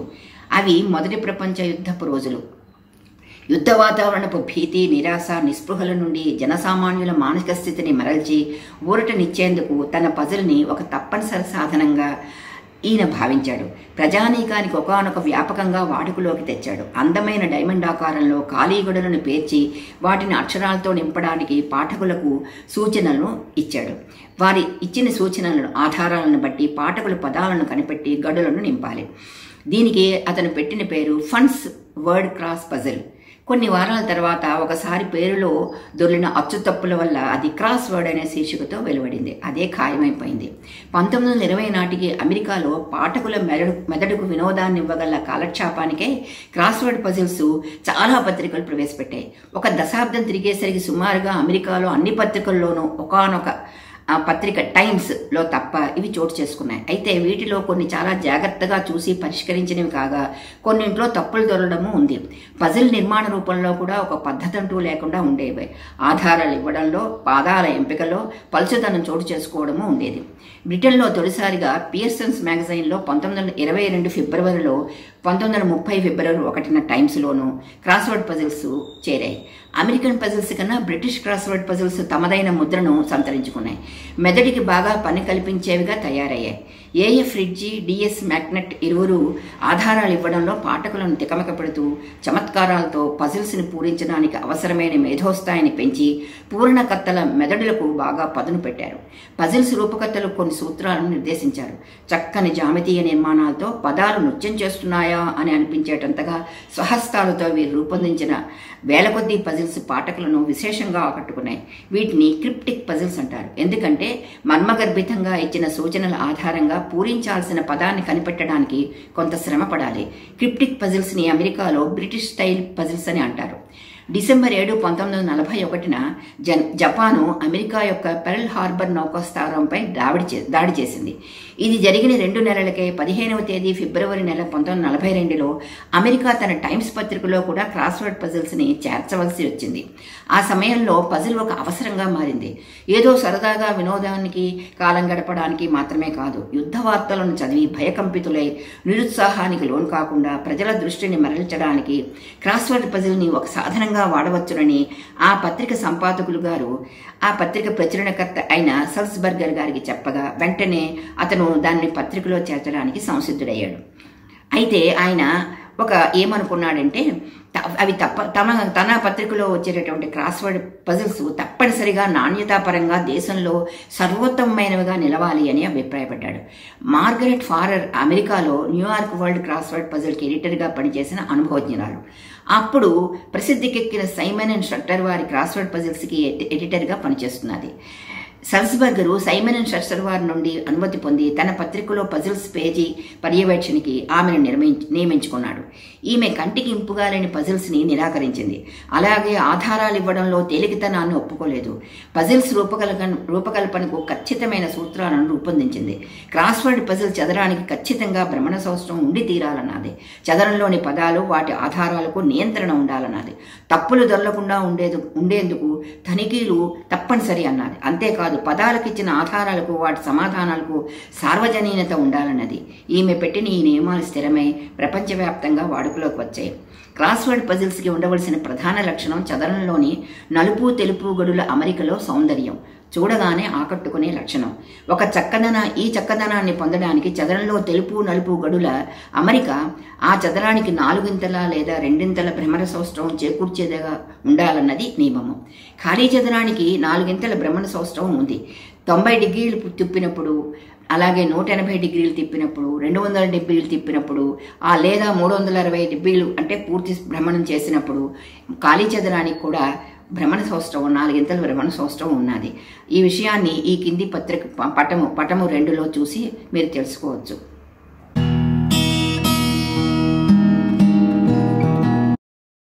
ఇప్పుడు మా ఊరి నందుల కథ ధారావాహికం.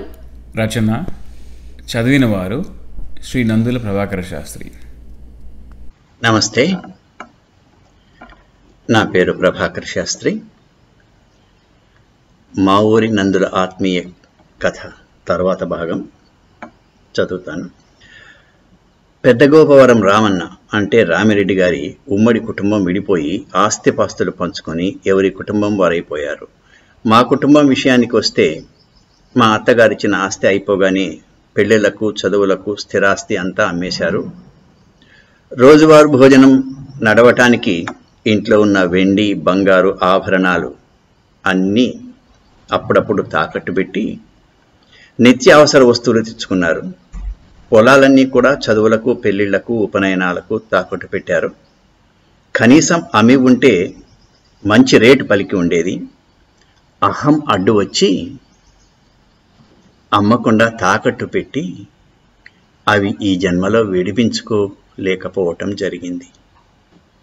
ఆస్తి తరిగిపోయిన కొద్దీ పెదనాన్నలో అభద్రతాభావం మొదలైంది.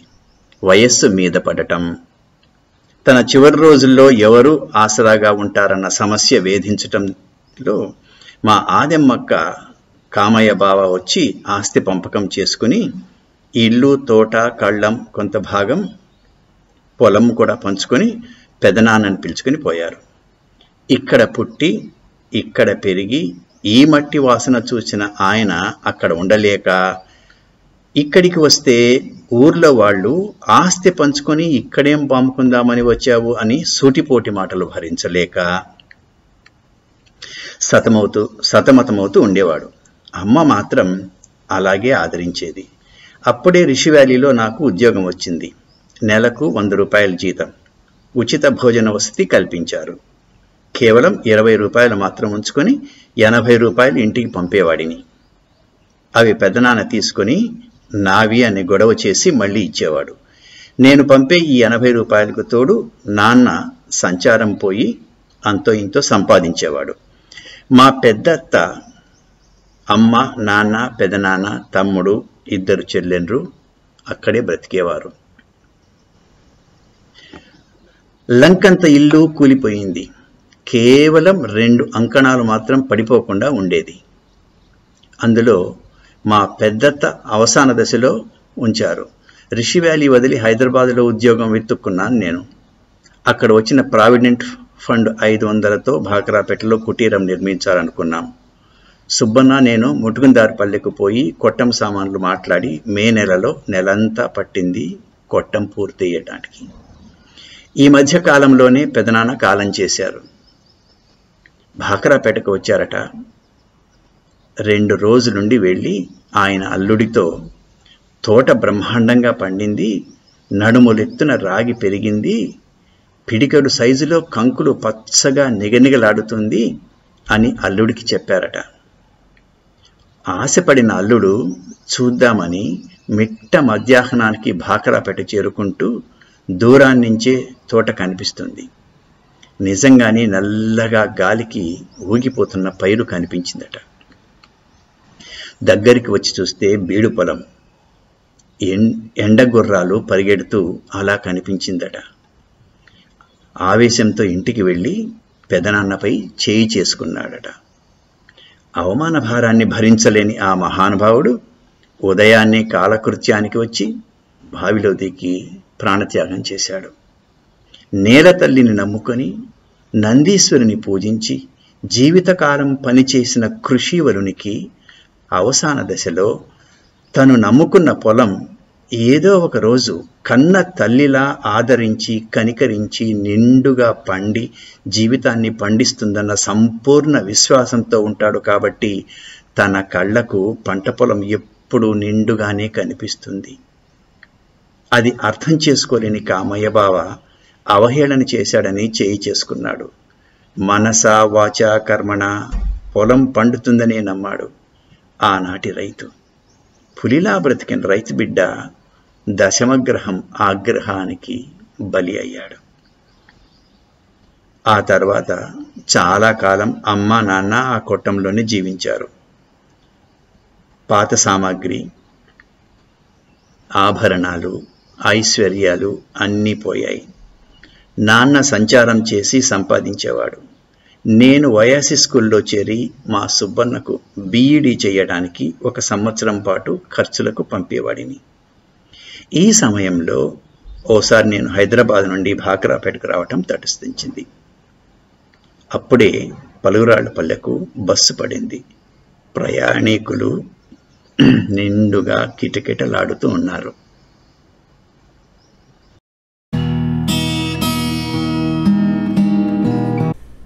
ఇప్పుడు జలియన్ వాలా బాగ్, దీని మొదటి భాగం గత నెల వీడియోలో చూడండి.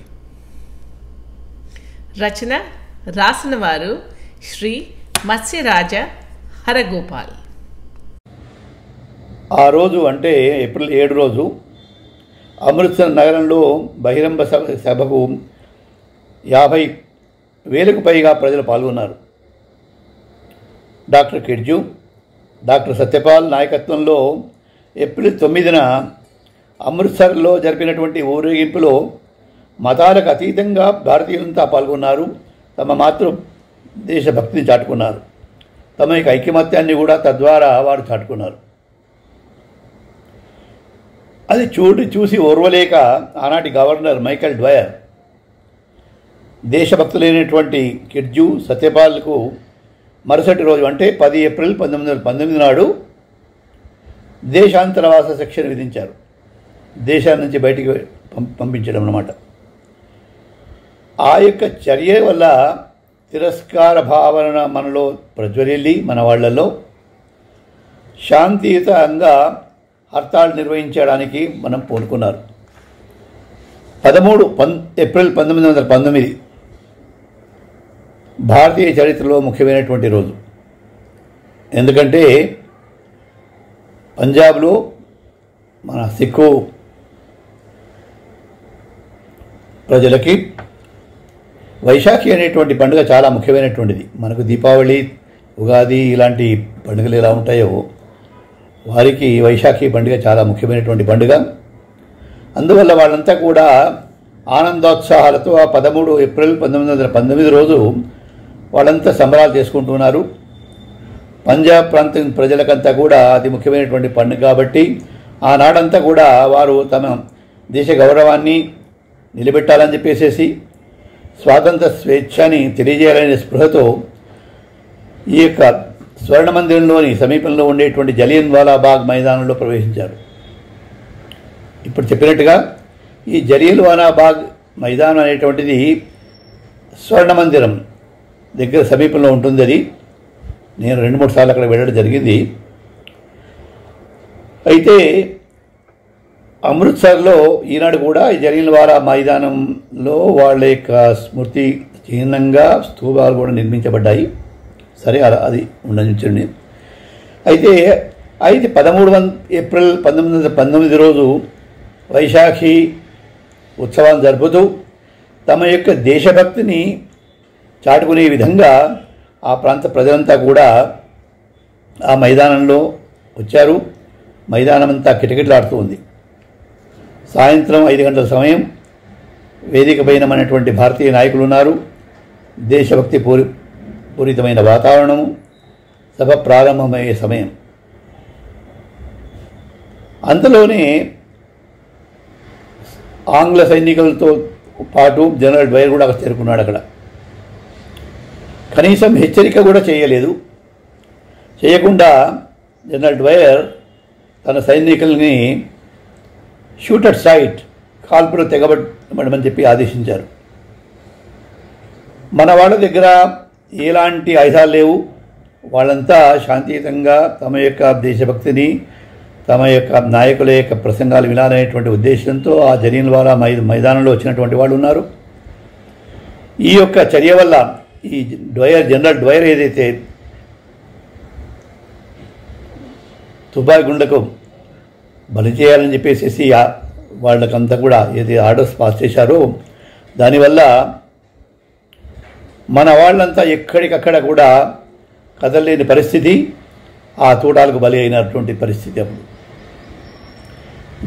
జలియన్వాలా మైదానం అనేటువంటిది చాలా చిన్నది. దానికి ఒకే ఒక ద్వారం, ప్రవేశ ద్వారం. అతి కష్టం మీద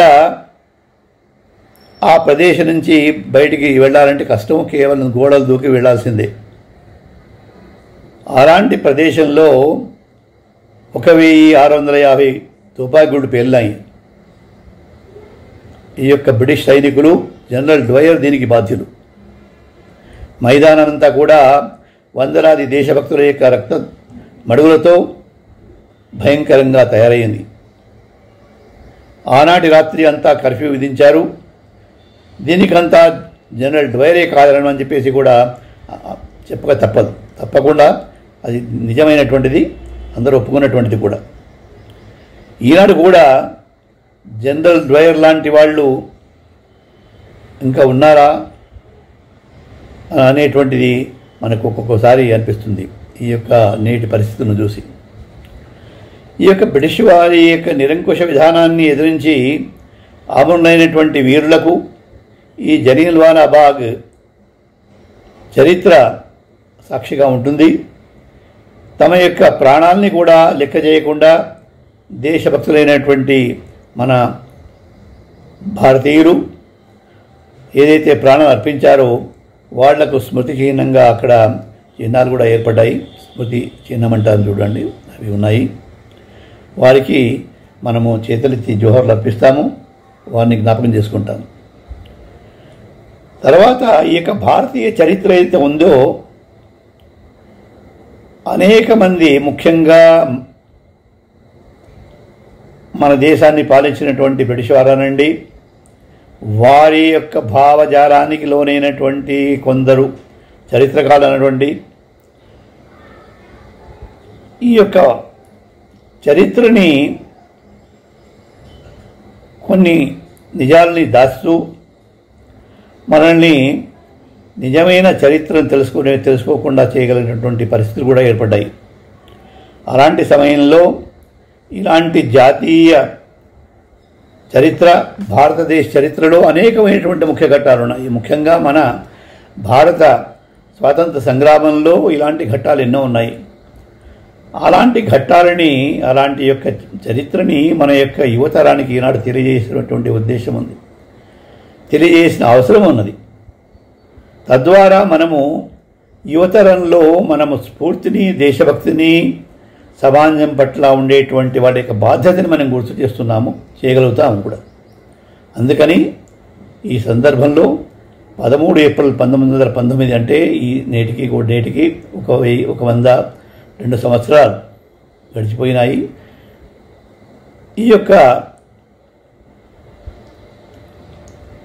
ఘటన యొక్క ఉద్దేశం ఏంటంటే మన యొక్క యువతరాన్ని మేలుకొలిపి వారిలో జాతీయ భావాల్ని, దేశభక్తిని, తద్వారా సమాజ సేవలు చేయించాలనేటువంటి ఉద్దేశంతో ఈ వ్యాసం వ్రాయబడింది. తద్వారా మనము మన యొక్క దేశభక్తిని కూడా చాటుకున్న వాడు అవుతాము. నమస్కారాలు. ప్రొఫెసర్ మత్స్యరాజ్ హరగోపాల్. ధన్యవాదాలు.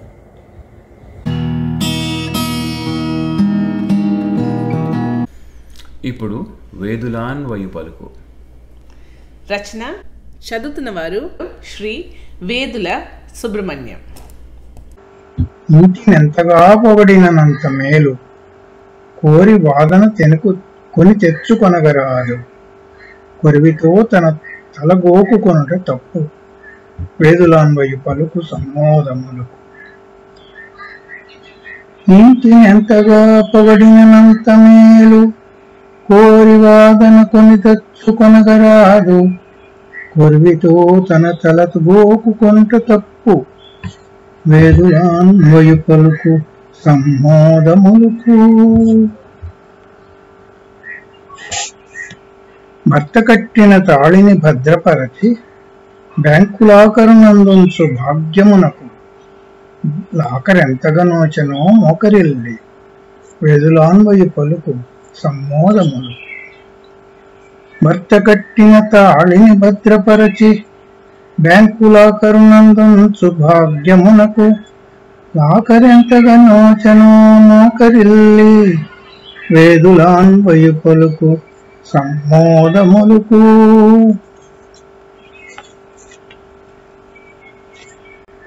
బ్యాంకు లాకరా నీదిగా భాగ్యమనగా వసిడి మేలిమి బిస్కట్లు మిసిమి గొల్పి నగల గుట్టలు నీ కుట్టి సొగసు పెంచు. తెలుపు నలుపను భేదము తెలియకున్నా నోట్ల కట్టలు కుక్కిన నొచ్చుకునే వేదులాన్వయు పలుకు సమ్మోదములకు.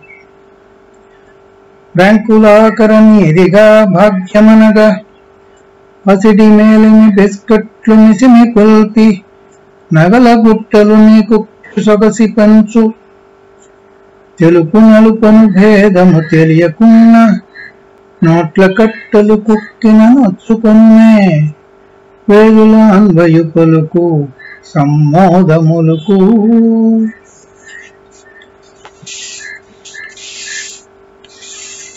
వరులు శ్లాఘించి తన వారి పరిహసించి చులకనగా మాటలాడుట సొంపు కాదు. మెత్తదగు వారిని ఎప్పుడైనా మెత్తదగును వేదులాన్వయు పలుకు సమ్మోదములకు. వరుల శ్లాఘించి తన వారి పరిహసించి చులకనగా మాటలాడుట సొంపు కాదు. మెచ్చదగు వారిని ఎప్పుడైనా మెచ్చదగును వేదులాన్వయు పలుకు సమ్మోదములకు. మూఢనమ్మకమది ఎల్ల ముదిరిపోయి మలినమై బుద్ధి ఇంకను మందగింప చేయు పనులందు విజ్ఞత మాయమగును వేదులాన్వయు పలుకు సమ్మోదములకు. మూఢనమ్మకమది ఎల్ల ముదిరిపోయి మలినమై బుద్ధి ఇంకను మందగింప చేయు పనులందు విజ్ఞత మాయమగును వేదులాన్వయు పలుకు సమ్మోదములకు. స్ఫూర్తినిచ్చడి వ్యాఖ్యలు సూక్తి సుధలు సామరస్యముతో నిండి సరసమొప్పి సద్గుణములు పెంపొంద సాయపడును వేదులాన్వయు పలుకు సమ్మోదములకు. స్ఫూర్తినిచ్చడి వ్యాఖ్యలు సూక్తి సుధలు సామరస్యముతో నిండి సరసమొప్పి సద్గుణములు పెంపొంద సాయపడును వేదులాన్వయు పలుకు సమ్మోదములకు. మంచి చేసిన వానికి మంచి చేసి చెడును చేసెడు వానికి చెప్పు తప్పు. ఇద్దరకు కలుగు మేలప్పుడు ఎల్లవేళ వేదులాన్వయు పలుకు సమ్మోదములకు. మంచి చేసిన వానికి మంచి చేసి చెడును చేసెడు వానికి చెప్పు తప్పు. ఇద్దరకు కలుగు మేలప్పుడు ఎల్లవేళ వేదులాన్వయు పలుకు సమ్మోదములకు. ఆది మధ్యాంతరహితుడవు హరినిదలచి మదిని తిరముగ నిల్పిన ముదముగలుగు భక్తితో కల్పి ధ్యానింప ముక్తి గలుగు వేదులాన్వయు పలుకు సమ్మోదములకు. ఆది మధ్యాంతరహితుడై హరిని దలచి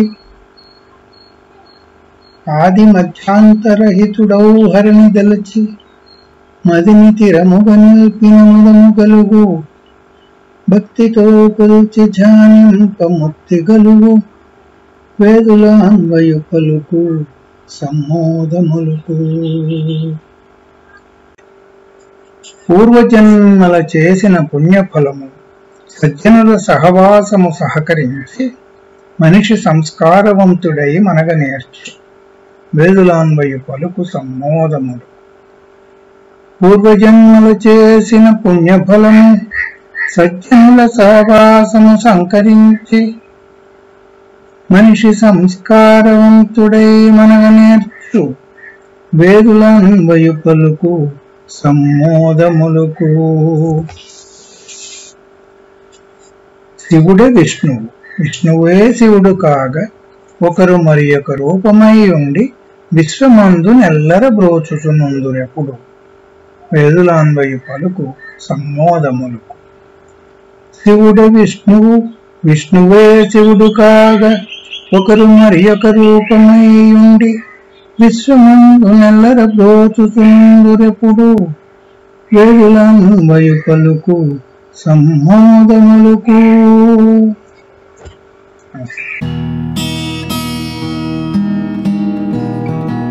ఇప్పుడు క్షాంతువు బీజము, రచన ఎలక్ట్రాన్. చదివిన వారు కాశీ సోమయాజుల మధు, హ్యూస్టన్, యుఎస్ఏ. చైతన్యం సంకల్ప బలం పాఠకులందరికీ నమస్కారం. ఎలక్ట్రాన్ గారు రాసిన క్షాంతువు బీజము చదువుతున్నది మధు, కాశీ సోమయాజుల. విశ్వపతి వృక్షశాస్త్రంలో తన 24వ సంవత్సరంలోనే మార్గదర్శకుల నిర్దేశ ప్రమేయం అతిగా లేకుండా స్వయంగా సిద్ధాంత వ్యాసం రాసి నికార్సైన గౌరవనీయమైన PhD సంపాదించిన వెంటనే అమరావతిలోని నాగార్జున ప్రభుత్వ కళాశాలలో ఉపన్యాసకుడిగా చేరాడు. 3 ఏళ్లలో తన జన్మస్థలమైన విశాఖపట్నంలోని కృష్ణా ప్రభుత్వ కళాశాలకి బదిలీ అయింది. ఇటీవల బ్యాంకులు ఇంధన వాహనాల కొనుగోలుకి నెలసరి జీతగాలకు సులువుగా రుణాలు ఇవ్వడంతో ప్రతి వ్యక్తి వద్ద స్కూటర్ వ్యామోహం తగ్గి మోటార్ సైకిల్ కనబడుతుంటే విశ్వపతికి ద్విచక్ర వాహనం లేదా అని అనిపించవచ్చు. ఉండేది. 3 ఏళ్ల క్రితం ఉద్యోగంలో చేరిన 2వ నెలలోనే రుణం తీసుకుని వెస్పా స్కూటర్ కొన్నాడు. ఇప్పుడు బదిలీ కావడంతో స్కూటర్ని తన పనిచేసిన కాలేజీలో ఒక ల్యాబ్ అటెండర్కి అతి తక్కువ ధరలో ఇచ్చేశాడు. విశాఖ వెళ్ళిన తర్వాత కొత్త హోండా మోటార్ సైకిల్ కొనుక్కోవచ్చని అనుకున్నాడు. బ్రహ్మచారి కాబట్టి మూటలు కట్టి లారీలు ఎక్కించే ప్రమేయం లేకుండానే కేవలం 2 సూట్ కేసులతో రత్నాచల్లో ఉదయం 6ంటికి ఎక్కి 12ంటికల్లా విశాఖ చేరుకున్నాడు. తన 27 ఏళ్ల వయసులో దర్జాగా విశాఖలో అడుగుపెట్టాడు. ఆటో ఎక్కి సీతమ్మ దారిలోని తమ ఇంటికి వెళ్ళాడు. ఒంటిగా వెళ్ళి ఒంటిగా తిరిగి వచ్చావు మా నాయనే, నీకోసం బోలెడు సంబంధాలు వస్తున్నాయి. నీ అమ్మా నాన్నలు ఏ సమాధానం చెప్పలేక నువ్వు ఇంకా వివాహానికి ఒప్పుకోవటం లేదని కుంటి సాకు చెప్పి తప్పించుకుంటున్నారు. నీ మేనమాలిద్దరూ నసపెట్టేస్తున్నారు. త్వరగా ఇంటివాడవైపోతే నా మునిమనవాడిని నీ తాత పేరు పెట్టి మరీ పోతాను అంది నాయనమ్మ సంతోషపడిపోతూ. అత్తగారి మాటల్లోని విరుపు విశ్వపతి తల్లి వసుమతికి సూటిగా తగిలింది. ఎందుచేతనంటే విశ్వపతి పితామహుడి పేరు గౌరీపతి. ఆ పేరు పెట్టకుండా వసుమతి తన తండ్రి విశ్వపతి పేరు పెట్టే వరకు భర్తని లోగుట్టుగా వేధించుకు తినేసింది. దానికి ఆమె చెప్పిన బలీయమైన కారణం తండ్రి తన పేరట 2 ఎకరాల భూమి రాయడమే. విశ్వపతి తండ్రి చలపతి స్థిరాస్తితో అడుగుపెట్టిన భార్య పట్టుదలకి తలవంచక తప్పలేదు. ఓ మంచి రోజు చూసుకొని విశ్వపతి విశాఖ కాలేజీ వృక్షశాస్త్ర విభాగంలో చేరినట్టు సంతకం చేశాడు. ఆ విభాగానికి అధిపతి 55 ఏళ్ల వయసు మీదొచ్చిన జుట్టుని నరవని అని ఆచార్య కళావతి అనే మహిళ. రంగులద్దడంలో బహునేర్పరి. ఏమయ్యా విశ్వపతి, ఇతరత్రా కాకుండా కేవలం నా వయసుని మాత్రమే ఒక అధికారంగా లేక సాకుగా తీసుకొని నిన్ను ఏకవచనంతో సంబోధిస్తున్నాను. ఏమనుకోవద్దు మరి అందాడు విశ్వపతి కాలేజీలో చేరినప్పుడు. అలా కళావతి ఏకవచన సంబోధనకి అన్యాపదేశంగా తనకున్న 2 ఆచార్య పట్టాలు 25 సంవత్సరాల పైచులకు అనుభవము కావన్న ముసుగుమాట. పర్వాలేదు మేడం, నేను మీకంటే చాలా చిన్నవాణ్ణి, ఆశీర్వదించండి అన్నాడు విశ్వపతి కాస్త కళావతి కాళ్ల వైపు వంగి ఉత్తరాది సంస్కారంతో నమస్కారం చేస్తూ. విశ్వపతి మొదటి రోజు క్లాసులోనే పాఠం బాగా చెప్తాడన్న మాట వచ్చేసింది. 2 నెలల్లో అదే ఖ్యాతి స్థిరపడిపోయింది కూడా. కళావతి విశ్వపతికి తన క్లాసులు కూడా అంటగట్టడం మొదలుపెట్టింది. విశ్వం, చాలా కాలం తర్వాత లండన్ నుంచి మా చెల్లి వస్తోంది. కందులపాలెం నుంచి నా స్నేహితురాలు వస్తోంది. భీమునిపట్నం మా మనవడి పుట్టినరోజుకి వెళ్ళాలి. నీ క్లాసుల కోసం విద్యార్థులందరూ ఎదురు చూస్తున్నారనుకో. నేను ప్రిన్సిపల్ గారి చేత మాటలు పడకుండా నా క్లాసులు కాస్త తీసుకో అని అధికారపూర్వకమైన అభ్యర్థనలు చేసి మెరమచ్చి మాటలు చెప్పి లౌక్యం చూపి విశ్వపతిని ఓ మోస్తరు అదుపులో ఉంచుకుంది. బాగా పనిచేసే మెత్తటి వాళ్ళకి బహుమానం మరింత పనైనన్నది తిరుగులేని సత్యం. ఆ సరికి విశ్వపతి ముందు బెంచీల మీద కూర్చునే అమ్మాయిల మనసులు దోచుకోసాగాడు. 2-3 ధీర యువతులు తమలో తాము పందాలు వేసుకొని తమ రికార్డు పుస్తకాల్లో ప్రేమ లెక్కలు పెట్టారు.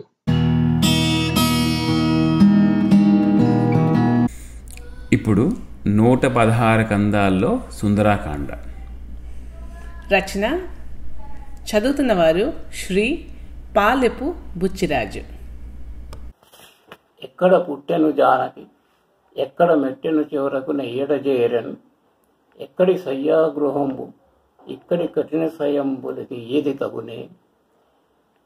అశోకవనంలో సీతమ్మ అవస్థ చూసిన మారుతికి చాలా బాధ వేసింది. ఇటువంటి మహారాజు ఇంట్లో పుట్టింది, ఎక్కడ మహారాజు, ఎంత పెద్ద మహారాజు ఇంటికి వివాహమై వెళ్ళింది, అటువంటి మహాతల్లికి ఇటువంటి కష్టాల అని చాలా బాధపడ్డాడు. మారుతి హృదయము కరిగెను, ఘోరం విధియంచుకు వారి గోల్చగ తలచాను, శ్రీరాముడు మది మెదలగా వీరావేశము తగదని వేచక నెంచాను. వెంటనే ఈ రాక్షసులందరినీ చంపేద్దాం అనిపించింది, అంత ఆవేశం వచ్చింది. కానీ వెంటనే శ్రీరాముడిని తలుచుకుని ఇంత ఆవేశం పనికిరాదు, కాస్త ఆలోచించి ఏ పనైనా చేయాలి అని కాస్త ఆగాడు. చక్కగా ఉదయమే వచ్చాను, రక్కసుడు బలములతోడ రమణిని చూడను, ఎక్కడి రాముడు మరువుము, ఇక్కడ రాణిగా వెలుగుము ఇంతీ వినుమా అన్నాడు. తెల్లారింది. రావణుడు తన బలాలతో వచ్చి మళ్ళీ సీతను బలవంత పెట్టడానికి ప్రయత్నం చేశాడు. ఇంకెక్కడి రాముడు, ఎలా వస్తాడు, ఎక్కడున్నామని తెలుసుకుని వస్తాడు, అంచేత అవన్నీ మర్చిపోయి చక్కగా నా రాణిగా పడుతుంది అని అడిగాడు. పట్టపు రాణిని చేసేదా, పెట్టెద సకలము పణముగా చేసి పీఠమునిత్తును, చుట్టెద బంగారు తీరలు, పట్టెద నీ కాళ్ళు కూడా పడతీ ఇంకా, నిన్ను మహారాణిని చేస్తాను, బంగారు చీరలు నీకు ఏం కావాలంటే పట్టుకొచ్చిస్తాను, భూతలానికి నేను మహారాణిగా చేస్తాను, కావాలంటే నీ కాళ్ళు కూడా పడతాను, అంచేత నన్ను వరించు. కోరుము సంపదలన్నీయు, కోరుము ఈ భూతలము కూర్చద నీకును, కోరుము ప్రాణమునిచ్చద, ఓరుము లేదు ఇంక నాకు ఒప్పుగా సీత. చెప్పాడు, నువ్వు ఏం కోరిన ఇస్తాను, ఈ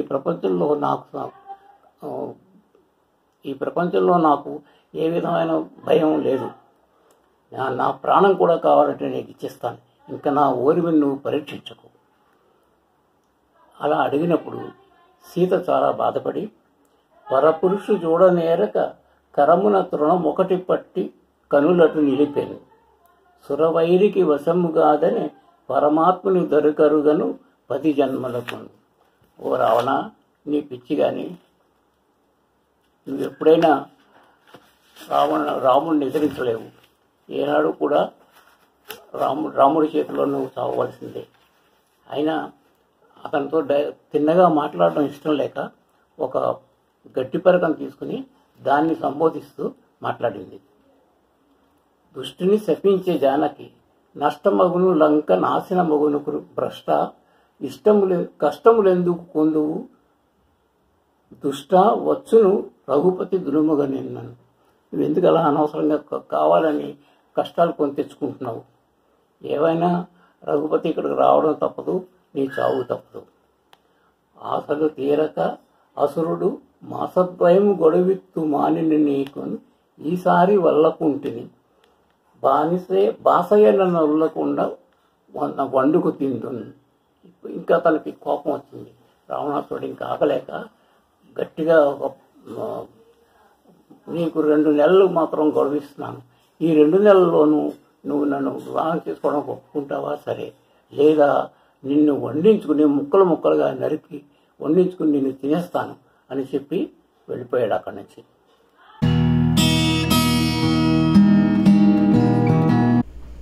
ఇప్పుడు చేప రచన శ్రీ భువనచంద్ర.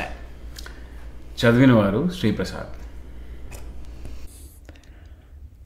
7 పేషెంట్లు హాస్పిటల్కి వెళ్ళారు. ఒకడు డిశ్చార్జ్ అయ్యాడు, మిగతా 6 డిశ్చార్జ్ కాలేదు. వాళ్ళు డాక్టర్ని అడిగారు, డాక్టర్ మేము ఎందుకు డిశ్చార్జ్ కాలేదు అని. మీకు జబ్బు తగ్గలేదు కనుక నవ్వాడు డాక్టర్. ఎందుకు తగ్గలేదు? హాస్పిటల్లో మంచాలు లేవు గనక. మంచాలకి జబ్బుకి సంబంధం ఏమిటి? మంచం ఉన్నోడికి ఆక్సిజన్ ఇస్తాం కనుక. పోనీ మంచాలు మేమే తెచ్చుకుంటే అప్పుడు మంచాలు తెచ్చుకున్నా ఆక్సిజన్ లేదు కనుక. ఆక్సిజన్ ఎందుకు లేదు? కోట్లాది చెట్లు కొట్టేశారు కనుక, తగినంత ప్లాంట్లు లేవు కనుక, ఉన్నవి తగినంత ఆక్సిజన్ సరఫరా చేయట్లేదు కనుక. ఆక్సిజన్ తెప్పించవచ్చు కదా, ఎందుకు తెప్పించలేదు? గుండు సుదుల నుంచి గుడారాల దాకా, అప్పుల దగ్గర నుంచి చెప్పుల దాకా ఇతర దేశాల మీద ఆధారపడుతున్నాం కదా. ప్రాణవాయువును ఎందుకు తెప్పించరు? అవన్నీ మా చేతుల్లో లేవు గనక, నిర్ణయాలు తీసుకున్నది వేరే వాళ్ళు గనక. మరి మీరేం చేస్తారు? బిల్లు వేస్తాం. దేనికి? ట్రీట్మెంట్కి. ట్రీట్మెంట్ జబ్బుకు లేదంటున్నారు కదా అనేవాళ్ళు అంటారు. మాకెందుకు? మరి ట్రీట్మెంట్ ఇస్తున్నాగా. ఏమిచ్చారు? ఫలానా ట్యాబ్లెట్లు, ఫలానా ఇంజక్షన్లు అని జబ్బును తగ్గించలేవని ప్రపంచం కోడే కూస్తూ ఉంది కదా. కోళ్ళు కూస్తాయి, కూయడం కోళ్ళ అలవాటు. వైద్యులు కూయరు, వైద్యం చేస్తారు. అదే ఏ వైద్యం? తీసుకోవాల్సిన జాగ్రత్తలు చెప్పాం. ఇంట్లోనూ బయట మీరు ఎలాగో ఆ జాగ్రత్తలు తీసుకోరు కనుక మేము దగ్గరుండి మరి మీరు ఆ జాగ్రత్తలు తీసుకునేలా చేస్తాం. అందుకే చక్కని సరసమైన బిల్లులు వేస్తాం. జబ్బు తగ్గకపోతే మందే లేనప్పుడు తగ్గేదెలా? కింద ఉన్నది వైద్యుడు, పైన ఉండేది నారాయణుడు. ఇక్కడ వైద్యుడి వల్ల కాకపోతే పైవాడి వల్ల ఖచ్చితంగా అవుతుంది. అంటే అదే. అవును, మా 7గురిలో ఒకడిని ఉన్నా డిశ్చార్జ్ చేశారు కదా. మాకు మంచాలు ఇవ్వక డిశ్చార్జ్ చేయక దిశంగ స్వర్గంలో పడేయడం ధర్మమేనా? వాడికి జబ్బు ఉంది కనుక వెంటనే పంపేశాం, లేకపోతే మాకు అంటుకుంటుంది. మీకు అసలు జబ్బే లేదు, అందుకని మీకు మంచాలు లేని వారిలో సరికొత్త వేరియంట్ పేరు పెట్టి దర్జాగా ఉంచుతున్నాం. మరి మాకు మోక్షం ఎప్పుడు? అదే డిశ్చార్జ్ ఎప్పుడు? ప్రజల్లో పూర్తిగా జబ్బు తగ్గినప్పుడు, ఆక్సిజన్, మంచాలు, ఇంజక్షన్లు, వెంటిలేటర్లు కుప్పలు కుప్పలుగా దొరుకుతూ బ్లాక్లో అమ్మడం పూర్తిగా ఆగిపోయినప్పుడు. అన్యాయం కదా. అన్యాయం ఉంది. అన్నీ తెలిసే మీరు ఎలక్షన్ ఊరేగింపుల్లోనూ, వైన్ షాపుల ముందర, సినిమా హాల్ ముందర, విజయోత్సవాల్లో, కూరగాయల షాపుల దగ్గర, కిరాణా షాపుల దగ్గర, బస్ స్టాపుల్లో ఇష్టం వచ్చినట్టు గొర్రెలు ముగ్గినట్లుగా మూడం లేదా? ఇది అన్యాయం కాదా? మనిషికి మధ్య దూరం పాటించమంటే ఒకడినెత్తిన మరొకడు ఎక్కి కపాల నృత్యం చేస్తున్నారు. పెళ్ళిళ్ళకి మూగొద్దు అంటే వింటున్నారా? ముక్కు గంతని వాడుతున్నారా? గీసిన గీతలన్నింటినీ దాటుతూ, ఫెన్సింగ్ల మించి దూకేస్తూ, టీకాల కోసం తోసుకుంటూ ప్రవర్తిస్తే తప్పలేదు. కానీ మిమ్మల్ని హాస్పిటల్లో కూర్చోబెట్టి ఇంచక్క బిల్లు వేస్తుంటే తప్పంటారా? అన్యాయం అంటారా? ఒక్క దులుపు దులిపాడు డాక్టర్. పోనీ ప్రజల్లో జబ్బు తగ్గి మేము బయటపడే రోజు ఎప్పుడు చెబుతారా? అడిగారు 6గురు ధీరంగా. ఓరిపిచ్చివాడా, లోకంలో ఆ విషయం తెలిసేది కేవలం రాజకీయ నాయకులు మాత్రమే. వారెప్పుడు ఏ నిర్ణయం తీసుకుంటారో ఆఖరికి వారిని పుట్టించిన భగవంతుడికి కూడా తెలియదు. మా పోటీ వాళ్ళకేం తెలుస్తుంది? అంటే ఎన్నటికీ రైలు పట్టాలు కలవనట్టు, ఏ 2 గడియారాలు ఒక సమయం చూపించినట్టు మీరు వారు వీరిని సమాంతరంగా నిందిస్తూనే ఉంటారు తప్ప ఇద్దరూ కలిసి ఏ సంయుక్త నిర్ణయమూ తీసుకోరు. భగవంతుడు భేదాల్లో ఉంటాడని వారి ప్రగాఢ నమ్మకం. వీరు చేయలేదని వారు, అసలు నిర్ణయాలు వాళ్లే చేయాలని వీరు ముప్పు తొలగిపోయేదాకా తప్పులెన్నుతూనే ఉంటారు. అయితే ముప్పు తొలగిపోయాక ఈ విజయం మా వల్లనే అంటే మా వల్లనే అని ఇద్దరు జబ్బలు చరుచుకుంటూ ఉంటారు. పత్రికల్లో, టీవీల్లో, రేడియోల్లో, సభల్లో అవిశ్రాంతంగా ఘోషిస్తారు. ఎవరు చేయించుకున్న భుజకీర్తుల్ని వారే తగిలించుకొని మహోత్సాహంగా ఇలానే ముందుకు పోదాం అని ప్రజలకు పిలుపునిస్తారు. అప్పటిదాకా అంటే ఎప్పటిదాకానే ముందే చెప్పా కదా, ఆ ముందరున్న మంచి కాలం వచ్చేదాకా కడుపులో ట్యాబ్లెట్ కరగకుండా మీరు బిల్లులు కడుతూ ఉండండి. మేము బిల్లులు వేస్తూనే ఉంటాం. హాయిగా ఇలా ముందుకు పోతూనే ఉంటాం. ఇక చెప్పేదేముంది, చేసేదేముంది. బాయ్.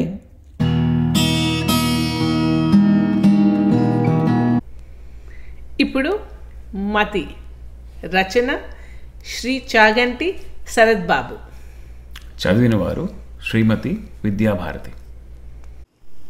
అబ్బో, నువ్వు ఒక్కడివి మంచోడివి, మేమంతా చెడిపోయాంరా. అది కాదురా, పరీక్షలు దగ్గర పడుతున్నాయి, పైగా సిలబస్ చాలా ఉంది. అంటే మాకు లేదా? నీ ఒక్కడికే ఉందా? 1 గంట అలా తిరిగి వస్తే కొంపలు మునిగిపోతాయా? గంట అంటాం మొత్తానికి ఈ పూటంతా. ఒరే, అందరం కలిసి వెళ్తున్నాం, సరదాగా కలవరా అంటే పాత తెలుగు సినిమా హీరోలా మాట్లాడుకో పదా. బయలుదేరాక తప్పలేదు. రాత్రి తిరిగి వచ్చాక చదవడానికి మూడు రాలేదు. సరే, రేపు ఉదయం లేస్తూనే అనుకుంటూ టీవీ దగ్గర చేరాడు. ఒరే, వీడు మామూలువాడు కాదు, పరిపూర్ణ ఆరోగ్యవంతుడు. అందరూ ఒక్కసారిగా పగలబడి నవ్వారు. ఒక్కటంటే ఒక్క మంచి అలవాటు లేదు, మరి ఒక్కసారి నవ్వులు చెలరేగాయి. వాడి జీవితంలో సిగరెట్ వాసన ఎరగడు, ఒక్క పెగ్గు వేసుకోవడం అటుంచి దగ్గర నుంచి కూడా చూడలేదు. ఇక ఒరే ఆపండ్రా కాస్త. ఎంత మాట, మేమంతా పరమ దుర్మార్గులం, దురలవాట్లతో పూర్తిగా చెడిపోయిన వాళ్ళం. అలా అని నేను అన్నానా? అవన్నీ నాకు పడవురా. మాకు మాత్రం పడతాయా? నలుగురితో కంపెనీ కోసం సరదాగా. సిగరెట్లు, మందు లేకపోతే సరదా ఉండదా? ఎందుకుండదు? ఇవి ఉంటే సరదా రెట్టింపోతుంది. అదంతా ఉట్టి భ్రమరా? అవును బాబు, మాకు అన్ని భ్రమలు. నీకైతే చంపుకు తినకండిరా. రోజు నిన్ను ఎవడో అడగడోయ్. ఈవేళ అందరికీ కుదిరింది, సరదాగా ఎంజాయ్ చేద్దామని పిలిచాం. దానికి నువ్వు ఇలా ఓవర్ యాక్షన్ చేయడం మాత్రం బాగలేదు. మూడు పాడైపోయిందిరా. ఇలా అప్సెట్ చేస్తావనుకోలేదు. అయినా నీ సంగతి తెలిసి నిన్ను అడగడం మాదే తప్పు. క్షమించరా బాబు, ఇంకెప్పుడు అడగడం. అందరూ తలో మాట నిష్ఠూరంగా అనటం మొదలైంది. వాడిని అడగద్దురా, ఎలాగూ ఒప్పుకోడు. మూడు చెడగొడతాడని చెప్తూనే ఉన్నాను, మీరే వినలేదు. పోన్లేరా, మన స్నేహం, మన కంపెనీ వాడికి అంత భారంగా ఉంటే ఏం చేస్తాం? సారీరా, నిన్ను రమ్మంటం తప్పైపోయింది. చచా, ఏంట్రా ఇది? ఇంత ఫీల్ అయిపోవాలా? చిన్న విషయం. నీకు మేం చిన్న విషయమే బాబు, మాకు నువ్వు చాలా ముఖ్యం. లేకపోతే ఇంతసేపు. సరేరా, కానివ్వండి. మీకోసం ఇవాళ మొత్తానికి లొంగిపోయాడు. ఒకసారే కదా అనుకున్నాడు, కానీ తెలిసిన కథే, చాలా చోట్ల జరిగేదే కదా. స్వామి హనుమ మైనాకుడిని దాటి ముందుకు సాగుతున్నారు. అంతులోనే మరొక అవాంతరం. సురస, బ్రహ్మ నిన్ను నాకు ఆహారంగా పంపించాడు, నా నోట్లోకి ప్రవేశించు అంటూ అడ్డం పడింది. బ్రహ్మదేవుడు పంపించాడంది అంటే ఆమె తన శత్రువు కాదు. మీద పడి తినటానికి రావటం లేదు అంటే ఇది తనని పరీక్షించడం కోసం జరుగుతోందన్న ఆలోచన బుద్ధిశాలి అయిన స్వామికి స్ఫురించడం సహజమే కదా. ఇప్పుడు సురసతో చేయాల్సింది యుద్ధం కాదు. ఇక్కడ యుద్ధం చేస్తూ కాలయాపన చేయడం పొరపాటే అవుతుంది. అందుకే స్వామి తన శరీరాన్ని చిన్నదిగా చేసి వేగంగా ఆమె నోట్లో ప్రవేశించి బయటికి వచ్చేశారు. అమ్మా, నువ్వు చెప్పినట్లే నీ నోట్లో ప్రవేశం చేశాను, ఇప్పుడు నన్ను వదిలివేయడం ధర్మం అన్నారు. సురస దేవతలు సంతోషించారు.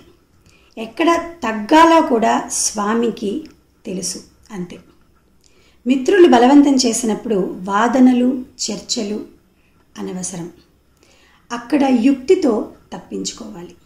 అలాంటప్పుడు ఒక అబద్ధం ఆడినా కూడా తప్పులేదు. ఏదో ఒకటి చెప్పి తప్పించుకోవడమే.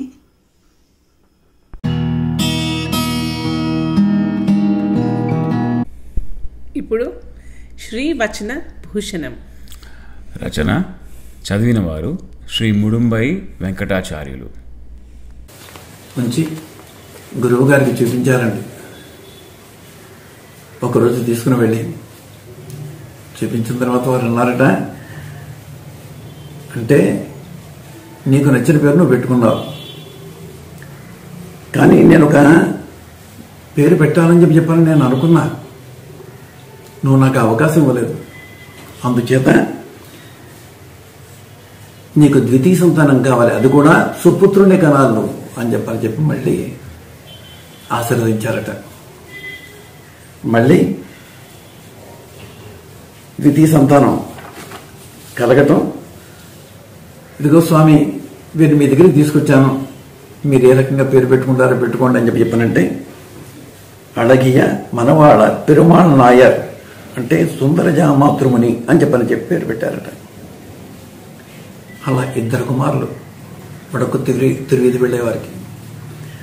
వాళ్ళు ఇరువురు కూడా చక్కగా రామలక్ష్మణులుగా పెరిగి పెద్దయ్యారండి. వాళ్ళు ఇరువురు కూడా ఎంతో కలిసిమెలిసి ఉంటూ తండ్రి నుంచి చూడసేమో జ్ఞానాన్ని, భక్తి, వైరాగ్యాలు అన్నీ కూడా చక్కగా నేర్చుకున్నారు. నంబిళ్ళి వారిని ఆశ్రయించారు. అంటే వడకు తిరువీధి వెళ్ళాయి గురువు గారిని ఆశ్రయించారండి వీరు కూడా. వారి నుంచి కూడా వేదాంతాలు కూడా, సాంప్రదాయ గ్రంథాలు, అందులో ఉండే రహస్యాలన్నీ కూడా సేకరించడం జరిగింది. వీరు ఒక నిర్ణయానికి వచ్చేసారు అన్నదమ్ములు ఇద్దరు కూడా. గృహస్థ ధర్మం స్వీకరించకూడదు, మనం సన్యాసం స్వీకరిద్దామని చెప్పాలని తల్లిదండ్రుల యొక్క అనుమతి తీసుకొని సన్యాసాశ్రమం స్వీకరించారండి.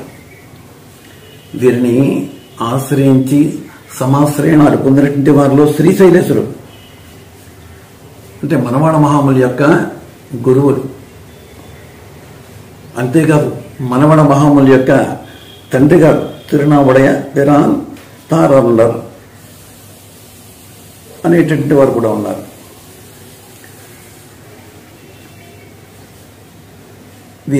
వీరు అన్నదమ్ములిద్దరు కూడా దివ్య ప్రబంధ సారాన్ని ఆర్తి కలిగినటువంటి వారందరికీ కూడా చాలా సులభంగా గ్రహించడానికి వీలుగా అష్టాదశ రహస్యాలు అని చెప్పి ఓ 18 గ్రంథాలని చాలా చక్కగా చిన్నగా అందించారండి.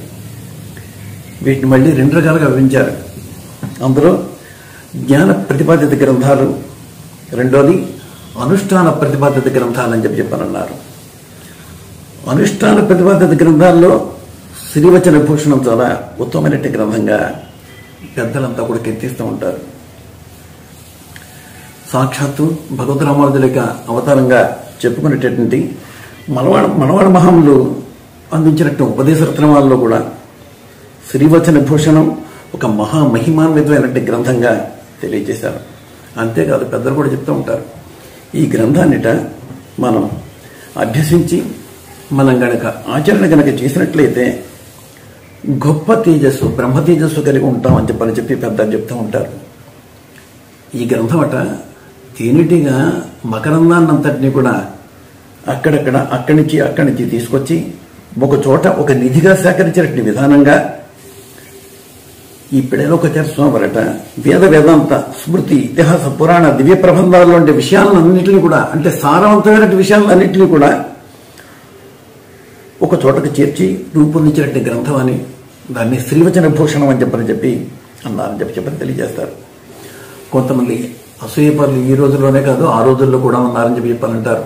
ఎందుచేతంటేట ఈ గ్రంథం అబ్బాయి ధర్మ వ్యతిరేకమైన గ్రంథం అని చెప్పి ప్రచారం చేస్తుంటుంటే ఆ గ్రంథం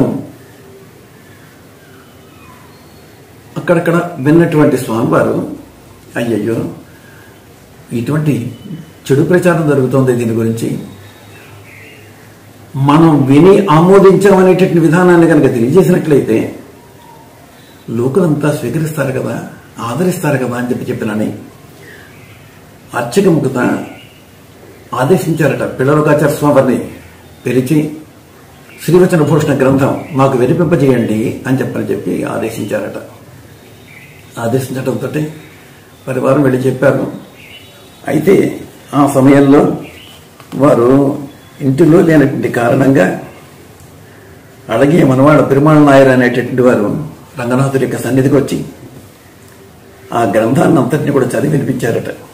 రంగనాథుడు చాలా ఆనందంతో ముందు ఈ స్వామిని ఆలయ మర్యాదలతోటి సత్కరించి పంపించమని చెప్పారని ఆదేశించారట. వారంతా కూడా సత్కరించి పంపించారని చెప్పారని ఆధారిత గ్రంథాలన్నీ కూడా మనకు తెలియజేస్తున్నాయి.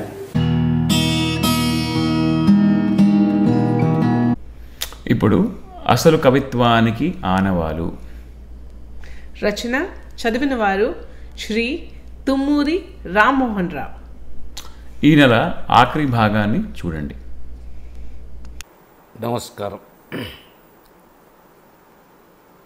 అసలు సిసలు కవిత్వానికి ఆనవాలు పెన్నుజాలు. మోదమైన ఖేదమైన లేదు పెన్నా భేదము, మోదమైన ఖేదమైన లేదు పెన్నా భేదము, రాలుతూ ప్రతి అశ్రుబిందువు నవ్వుతూనే ఉన్నది. ఇది వీరి గజల్. గజల్ మీద పట్టు సాధించిన వారు పెన్నావారు. ఈ గజల్ని కూడా మీకు గాన రూపంలో వినిపిస్తాను. గాలి ఒడిలో ప్రాణదీపిక వెలుగుతూనే ఉన్నది, గాలి ఒడిలో ప్రాణదీపిక వెలుగుతూనే ఉన్నది, తిమిరవలయం నింగిదాకా పెరుగుతూనే ఉన్నది, తిమిరవలయం నింగిదాకా పెరుగుతూనే ఉన్నది. వచ్చినప్పుడు వెళ్ళునప్పుడు ఒంటరిగనే పయనము, వచ్చినప్పుడు వెళ్ళునప్పుడు ఒంటరిగనే పయనము, నడుమ మనసొక తోడు కోసం వెతుకుతూనే ఉన్నది, నడుమ మనసొక తోడు కోసం వెతుకుతూనే ఉన్నది. మృత్యువని ఎడులోయ అంచుకు చేర్చినది ఒక దాహము,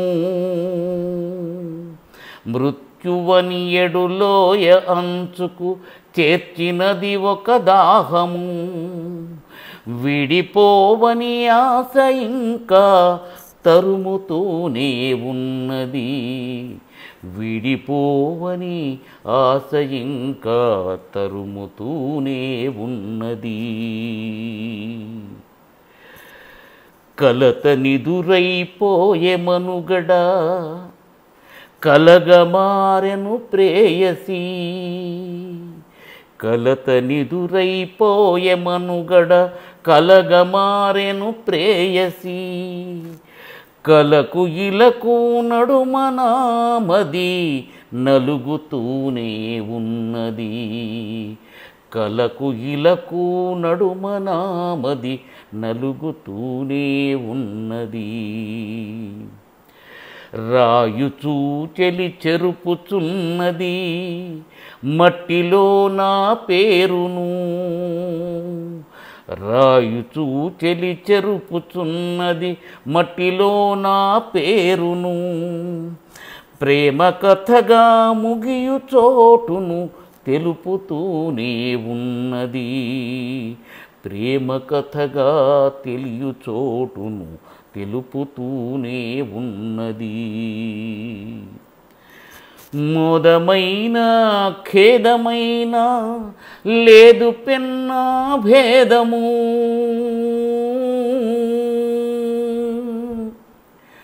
మోదమైన ఖేదమైన లేదు పెన్నా భేదము.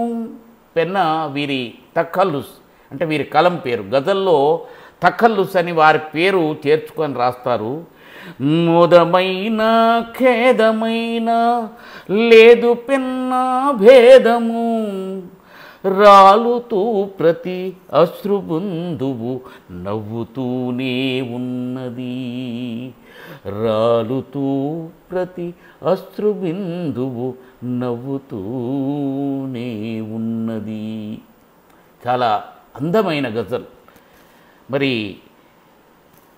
ఇది పెన్నా కలం నుండి జాలువారిన ఒక చక్కని తాత్వికత కలిగిన గజల్.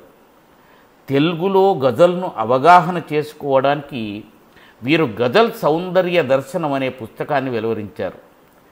గజల్కు సంబంధించిన అనేక వివరాలతో కూడిన పుస్తకం ఇది. తెలుగులో గజల్కు దాశరథి ఆద్యుడు కావచ్చు.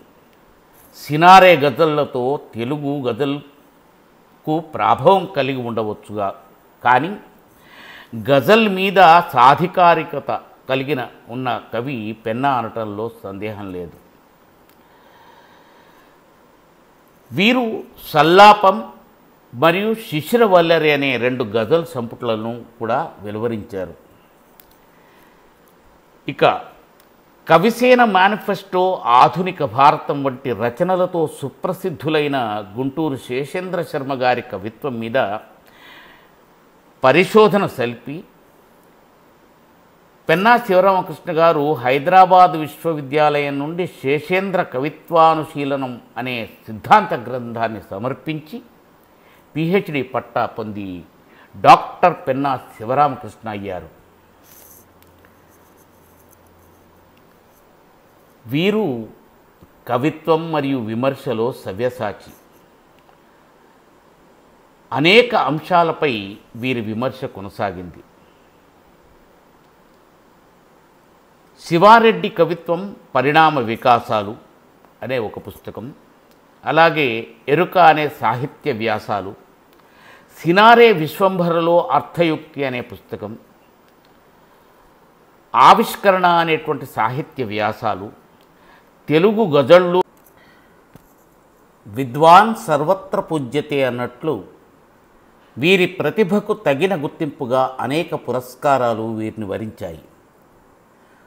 నూతలపాటి సాహితీ సత్కారం, ఆంధ్ర సారస్వత సమితి మచిలీపట్నం సాహితీ పురస్కారం, తెలుగు విశ్వవిద్యాలయం పిల్లలమర్రి వేదవతి జగన్నాథం స్మారక పురస్కారం, శ్రీమతి కొలకలూరి భాగీరథి తెలుగు సాహిత్య విమర్శ పురస్కారం, అలాగే వీరి దీపక్ ఖడ్గం కవితా సంపుటికి ఉమ్మిడిశెట్టి సాహితీ అవార్డు, సాహితీ గౌతమి కరీంనగర్ వారి సినారే కవితా పురస్కారం, ద్వానాశాస్త్రి సాహిత్య పురస్కారం, తెలుగు విశ్వవిద్యాలయం సాహితీ పురస్కారం, ఇది దీపఖడ్గం కవితా సంపుటికి వచ్చింది.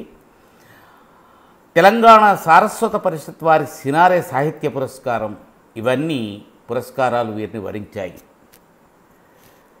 సాంఘిక సంక్షేమ గురుకుల విద్యాలయాల్లో తెలుగు ఉపన్యాసకులుగా పనిచేసి ఉద్యోగ విరమణ గావించిన పెన్నా శివరామకృష్ణ శర్మ గారు ఫిబ్రవరి 8, 1960న నల్లగొండ జిల్లా దుగునపల్లి గ్రామంలో అనంతలక్ష్మి శేషావతారం దంపతులకు జన్మించారు. సెంట్రల్ యూనివర్సిటీ ఆఫ్ హైదరాబాద్ నుండి క్రమంగా MA, MPhil, PhD పట్టాలు సంతరించుకున్నారు. ముగించే ముందు ఒక చిన్న మాట. వీరి పలు ప్రక్రియల్లో అశ్రువు అనే పదం పలుచోట్ల కనపడుతుంది. నేనైతే ఆ పదం పెన్నాగారి సాహిత్య సంతకంగా భావిస్తాను. భావ తీవ్రతకు సంకేతంగా రసార్ద్రంగా వాడే ఆ పదం పెన్నాగారి కవిత్వపు టాల్చిప్పలో పడి ఆణిముత్యంగా మారిన స్వాతి చినుకంటాను. అశ్రుధార అనే శీర్షికతో ఒక పుస్తకమే వెలువరించారంటే వారికి ఆ పదం మీద ఉన్న మమకారం ఎంతటితో తెలుస్తుంది. ఇటీవల ముఖపుస్తకంలో వీరి పెన్నాసరాలు ఎందరో పాఠకులను అలరిస్తున్నాయి. మచ్చుకి కలలోనే బతుకు స్వేచ్ఛే ఒకరు ఇచ్చిన బహుమతి, మనసు కోరిన కలలు కనుటకు నిదుర ఇవ్వదు అనుమతి. కలలలోనే బతుకు స్వేచ్ఛే ఒకరు ఇచ్చిన బహుమతి, మనసు కోరిన కలలు కనుటకు నిదుర ఇవ్వదు అనుమతి. ఇలా తాత్వికతో కూడుకున్న సరాలు వారి కవితా స్వరాలు. నిరంతర సాహిత్యైక జీవి, కవితాతత్వ పిపాసి, ఎందరికో మార్గదర్శి, తెలుగు భాషకు తెలంగాణ గడ్డకు దొరికిన ఒక ఆణిముత్యం పెన్నా. పెన్నాగారి పెన్ను పెన్నా నదిలా జాలువారి నిరంతర కవితాద్రుమాలు పెంచుతూ సాహితీ సుమాలు పంచుతూ ఉండాలని అభిలషిస్తున్నాను. నమస్కారం.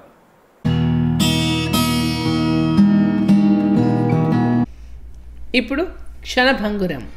రచన శ్రీ పోడూరి శ్రీనివాసరావు, చదివిన వారు శ్రీప్రసాద్. జీవితమంటే క్షణభంగురమని, జీవితమంటే బుద్బుద ప్రాయమని తెలిసి కూడా ఎందుకంత మమకారం? మనమేమీ చిరంజీవులం కాదని తెలియదా? మనమేమీ చిరంజీవులం కాదని తెలియదా? ప్రాణాల మీద తీపి చావనంటోందా? ప్రాణాల మీద తీపి చావనంటోందా? అనుభవించిన కష్ట నష్టాలు చాలవా? ఇంకా ఏవేవో సుఖసౌఖ్యాలు కావాలా? ఇంకా బతకాలని ఎందుకంత తాపత్రయం? ఇంకా బతకాలని ఎందుకంత తాపత్రయం? నీవా సిద్ధాంతాన్ని నమ్మినా నమ్మకపోయినా సృష్టికర్తకు తెలుసుగా జీవితం క్షణభంగురమని. సృష్టికర్తకు తెలుసుగా జీవితం క్షణభంగురమని. అందుకే తన ధర్మం తను నిర్వర్తిస్తున్నాడు, నిమిషానికో 4 ప్రాణాలు తీసేస్తూ. నీకంటే ఆలోచన ఆ ప్రాణాలు ఎలా పోతున్నాయా అని. కరోనా అవ్వచ్చు, హార్ట్ అటాక్ అవ్వచ్చు, ఆకలి దప్పులు అవ్వచ్చు, కుటుంబ సమస్యలు అవ్వచ్చు. ఆ జగన్నాటక సూత్రధారికి అవేమీ అక్కర్లేదు, భూమిభారం తగ్గించడానికి, సమతుల్యం చేయటానికి. ఆయన నమ్ముకున్న సిద్ధాంతం ఒక్కటే, పెరుగుతున్న జనాభాను అరికట్టడం, అంతే.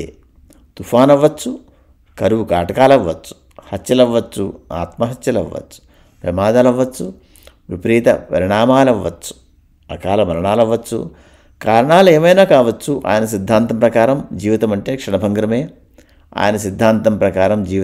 క్షణభంగురమే. అందుకే నిమిషానికి 4 ప్రాణాలు హరిస్తుంటాడు. క్రితం జన్మ పాప పుణ్యాల ప్రకారం మళ్ళా జన్మ ఎత్తటం, జన్మరాహిత్యం అంతా క్షణకాలంలో జరిగే ఆ భగవంతుని లీలా వినోదాలేగా. అంతా క్షణకాలంలో జరిగే ఆ భగవంతుని లీలా వినోదాలేగా.